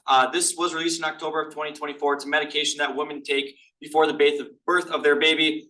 It's been effective in 81% of babies, reducing their risk of cause of respiratory tract illness within the first 90 days of birth. That is a positive sign for that. Next is Zavapent, which is a part of the Biohaven acquisition. It's the first and only nasal spray treatment for migraines. The results in terms of effective rate have so far been about the industry average, but it is the first and only nasal spray, which shows the growth that the product has. Next, we'll talk about Laspicity, which was approved in October of 2023 as well. It's a treatment drug for ulcerative colitis, and so far it's been 1.8 times more effective than placebo, boasting a 27% effective rate versus placebo's 15% effective rate. As Zach mentioned earlier, next is the weight loss drug. So Pfizer is using GLP-1RA agonists for the weight loss drug. They stopped developing their twice-a-day weight loss drug because it was causing patients to vomit and have diarrhea, but it wasn't proven effective because it did. Patients did see 15% fat loss in the first 18 months of using it. They have now moved on to a once-a-day pill that will enter phase 2 in 2024. The weight loss drug in general could improve Pfizer's revenue by $10 billion, assuming an 11% market share. They are seeing 7 other competitors use GLP-1 agonists. Pfizer's market share could increase though because theirs is in pill form, while not all of the other 6 competitors are using pill form. Some of them are using injection. Next, we'll move on to their acquisitions. As we mentioned earlier, they've been using a lot of their COVID-19 revenues to acquire other companies because the COVID demand has dropped off. So they're hoping that these revenues can help offset that loss of revenue and help gain more revenue in the future. They've acquired companies such as Biohaven, Revera, GBT, and Seagen. Seagen was a $12 billion cash purchase when they bought them up, but they financed the rest of it through debt. The others were all financed through debt as well. Also to note, Adcetris, their patent does expire in 2025, hence zero revenue for them going after that. So then for the valuation of Pfizer's EPS, for 2023, you used about a 16% profit margin just because of the $4 billion loss they reported in Q3, which is a little bit lower than what they've had before. But then for 2024 through 2027, we have Pfizer going to a little more historical average, about 18% profit margin. And then one thing to note too, for primary care, we had a little bit slower growth rate in 2024 and 2025, but then we kind of picked it up to the 5 to 6% growth rate because of the new drugs that they're coming out with. So then for the optimistic scenario, we used about a 16.5% profit margin in 2023, assuming that they would do a little bit better in Q4 compared to Q3. And then for 2024 to 2027, we used about a 19% profit margin. And then also we increased the growth rates by about 1%. So in order for this scenario to happen, Pfizer would probably need their drugs to like go through the FDA approval process a little bit faster, and also their acquisitions to be a little bit above the projections. And then for pessimistic, we use about a 15% profit margin in 2023. And we use this because if Q4 is like worse or just as bad or a little bit better, then Q3, their profit margin will be a little at 15%. So then for 2024 through 2027, we use about a 17% profit margin. And then we also decrease the growth rates by about 1%. So in order for this to happen, Pfizer's drugs that are going through the FDA approval process would probably have to go through a little bit slower, or it could not work as effectively as they wanted to. And also, as Adam mentioned before, with the patent slashes, with Biden kind of coming out this week and saying that he wants to cover like big pharma's patents and reduce the drug prices, this could make the pessimistic scenario happen. So then for the valuation, the PE method we thought was a little bit lower than what we thought Pfizer's prices should be. So we used only about a 30% weight on it. And then for the discounted cash flow method, we thought it was a little bit more of a reasonable price. So we used about a 70% weight. So right now the current price is around $29 per share. So then we got a target price for our baseline scenario is about $35 per share. And then pessimistic is about $30 per share. And then optimistic is about $40 per share. So next we'll talk about the portfolio fit that Pfizer has. They do have a strong portfolio fit. One of the lowest correlations with the fund at 0.41. They do have high correlation with Johnson & Johnson and United Health, hence they're in the same pharmaceutical healthcare sector. They also do have a pretty high correlation with NextEra Energy, but those stocks are both recession proof. Therefore, we see a high correlation between those two. Overall, they are a good fit in the Spellman fund. So for summary, Pfizer does both strong drivers with primary care, specialty care, oncology, acquisitions, and their new drug development. They are also a good portfolio fit, as I just mentioned. We are not recommending to buy, we are recommending to hold for Pfizer, although we do see growth opportunities in the future, and we are not recommending to sell any other things in the portfolio. Again, our target price for Pfizer is about $35 with a target return of about 25%. Are there any questions?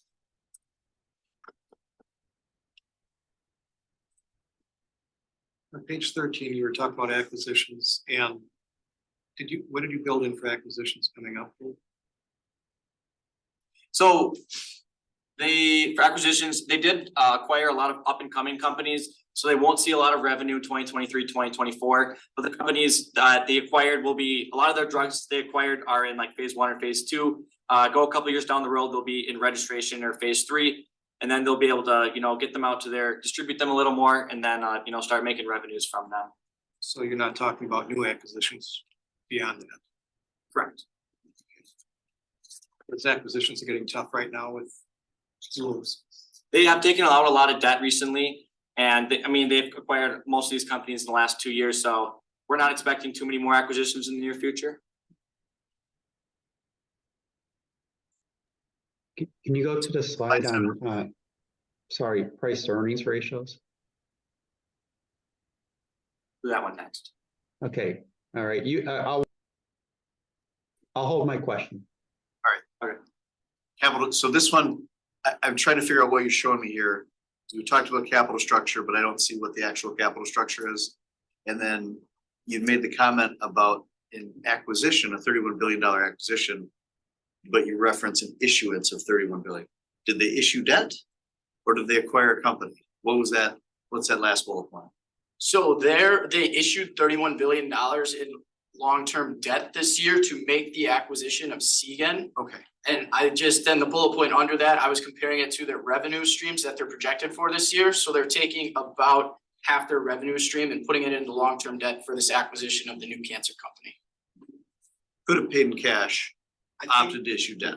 They made $12 million in cash, the rest was in debt. To buy out the stock. Okay. Yep. And what was the other question we heard via Zoom, Dr. Spellman? Yeah, go ahead, I'm done, Kev. Okay, can you go to the slide on with PE ratios? Okay. Yeah, you had it. Okay. So 2022 is 9, you say 12, trailing 12 months is 16. We talked about this before, but I want you to say it to the group. Does that price in, I mean, just tell me, does that seem too high, too low, just right to you? And why? And if you don't understand where I'm trying to go for, I'll ask more questions. I think I get what you're trying to go with here. We believe that trailing 12 months is right around their historical average. So we don't think it's too high or too low right now. We think it might be just about right. Although we do see that Johnson & Johnson is very low. We just think that Pfizer right now does have kind of a better trailing 12 months from them because there is that Johnson & Johnson lawsuit that's going on that's really kind of driving their stock down. If that's, I remember what we talked about. Yeah, and we'll also think about your future growth profile. So just think about, do you think they, have better growth or worse growth than the economy long term? And what is the risk profile versus the economy long term? Do they have higher or lower risk going forward than the overall economy? They have lower risk because Pfizer's more of a recession-proof stock, so they don't hurt as bad as most of the other stocks in the economy do.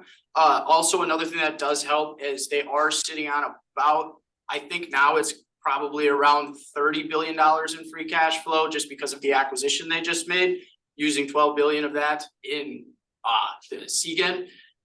So I don't think that there's a huge risk with Pfizer. They're always gonna be around. They always are gonna have a large cash capital to sit on, but also they are a recession-proof company. So there is that to factor in. So once again, going back to that trailing 12 months, we think that's probably right around a good number for us to sit on.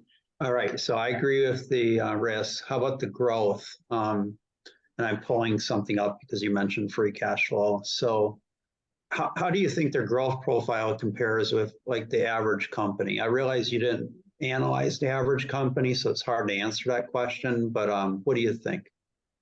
I mean, overall, obviously, there's a lot of risks with the pharmaceutical company. There's so much that goes into the approval process. I mean, all those things, all the numbers that we talked about, none of them are guaranteed.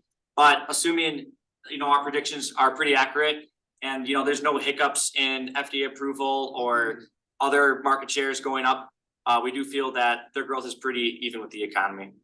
You said they had 30 billion in free cash flow. Their dividend yield's 6%. So let's see, a market cap of 166 billion. So that would be a free cash flow yield of about what they're paying in dividend. Do you think they have maybe 4% long-term growth? You had a slide on sales growth, so maybe you want to go there.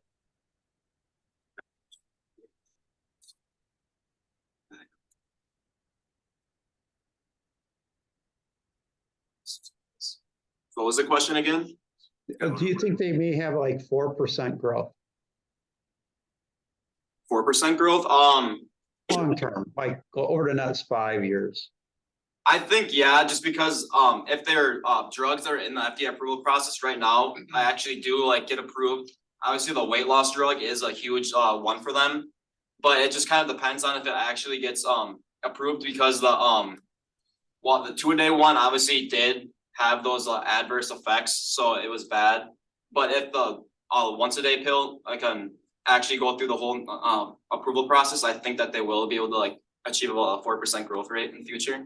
So it looks like at a 15 PE, the company's lower risk.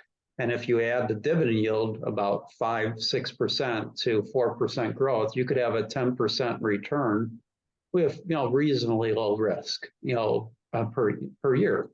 I think that's your case that you're making here. I think something to note too is they said in the earnings call too is they see growth outside of these COVID products. And while the numbers do look pretty terrible right now, that is something to be optimistic about once the COVID products start to plateau. And I feel what you're getting at, and I don't know, what many of you guys might be wondering as well, is why aren't we recommending to buy more? And we feel that way because it's already in the fund, and it just does pose a lot of risk, especially with the recent news that of the Biden and the cutting the patents and stuff. And we're also with Johnson & Johnson, United Health is in the fund as well. We don't feel we really need to up the pharmacy weight as well. And we just feel there's a lot of risks around Pfizer going forward, specifically in the next 2 to 3 years before they kind of get a lot of those, see the revenues from those acquisitions hit, that we just feel that it's just a little too risky to buy more of it right now, but we do feel comfortable holding it and not selling. Okay, thank you. We also noticed from their earnings call too, that they were not giving out any guidance for the next few years. They had no plans on doing that yet, so that also kind of hindered our process in thinking if we actually wanted to add to the Spellman Fund, if the CEO, when it's your time to shine and show off your company, is not going to say what they expect is going to happen in the next few years, and with them not giving any earnings guidance, really kind of pushed us back also.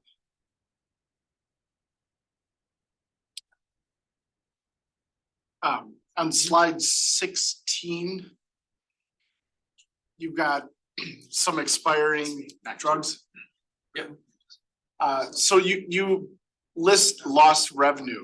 Is that an assumption that that's the lost revenue? That was we took their 2022 revenue, and then we also looked at like the projected growth of the drug until 2027, and that's how we got the number 4.9 and about 5.4. So is Eliquis, you're projecting it will have 4.9 billion in revenue in 2026 and then they lose it? Yep.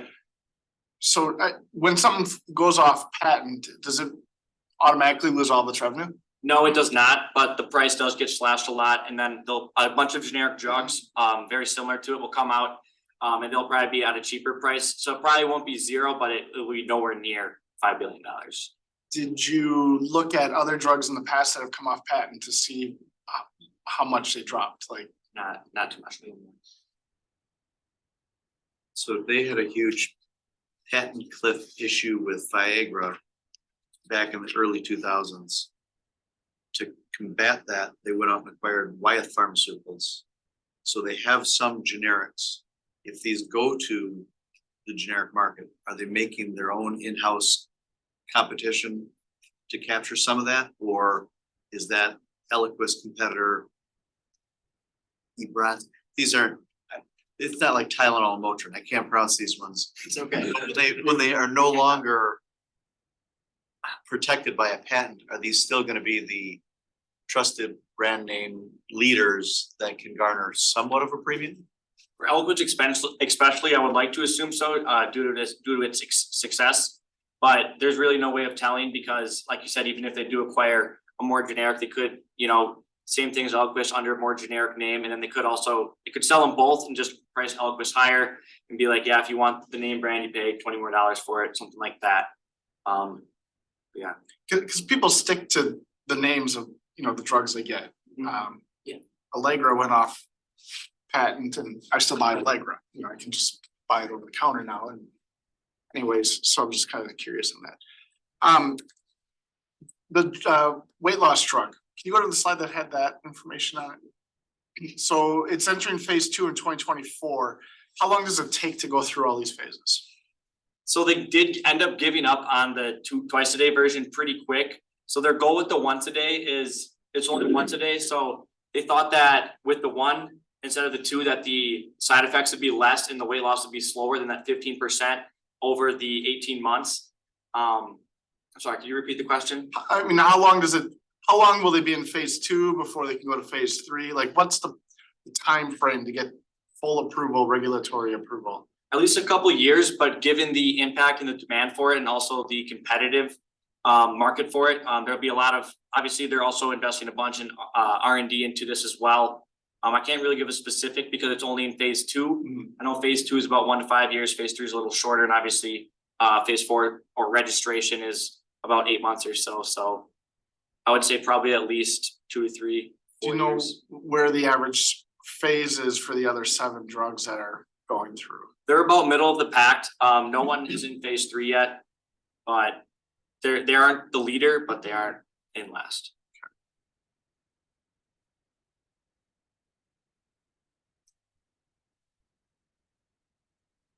Other questions?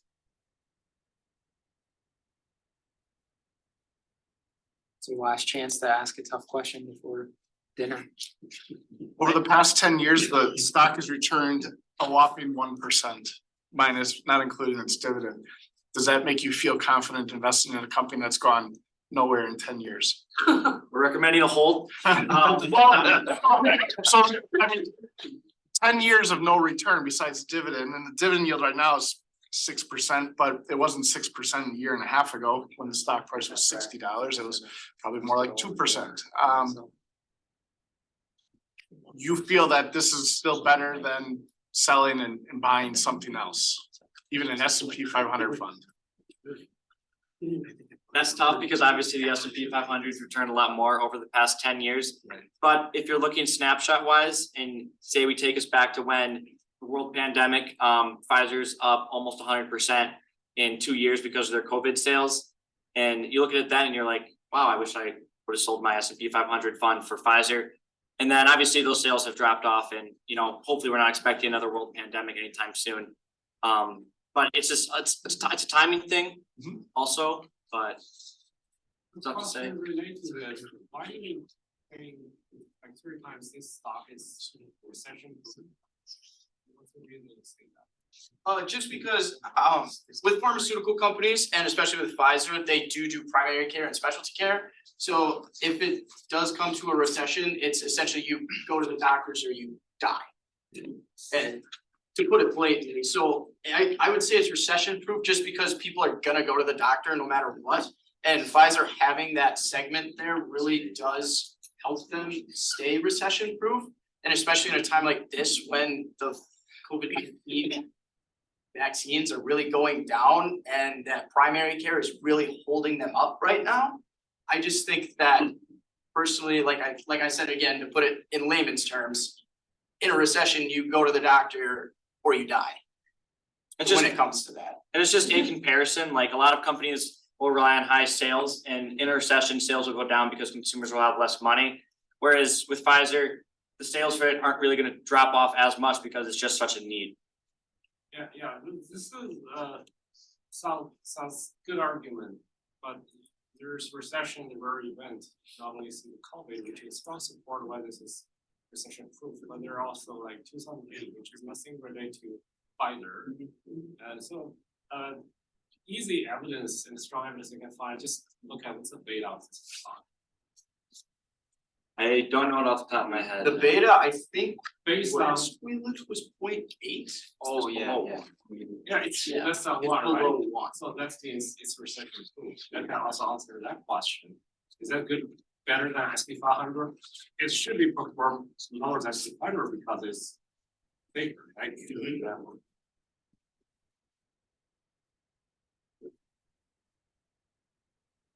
We also do want to take a second and say thank you, Dr. Spellman, for being our mentor this year.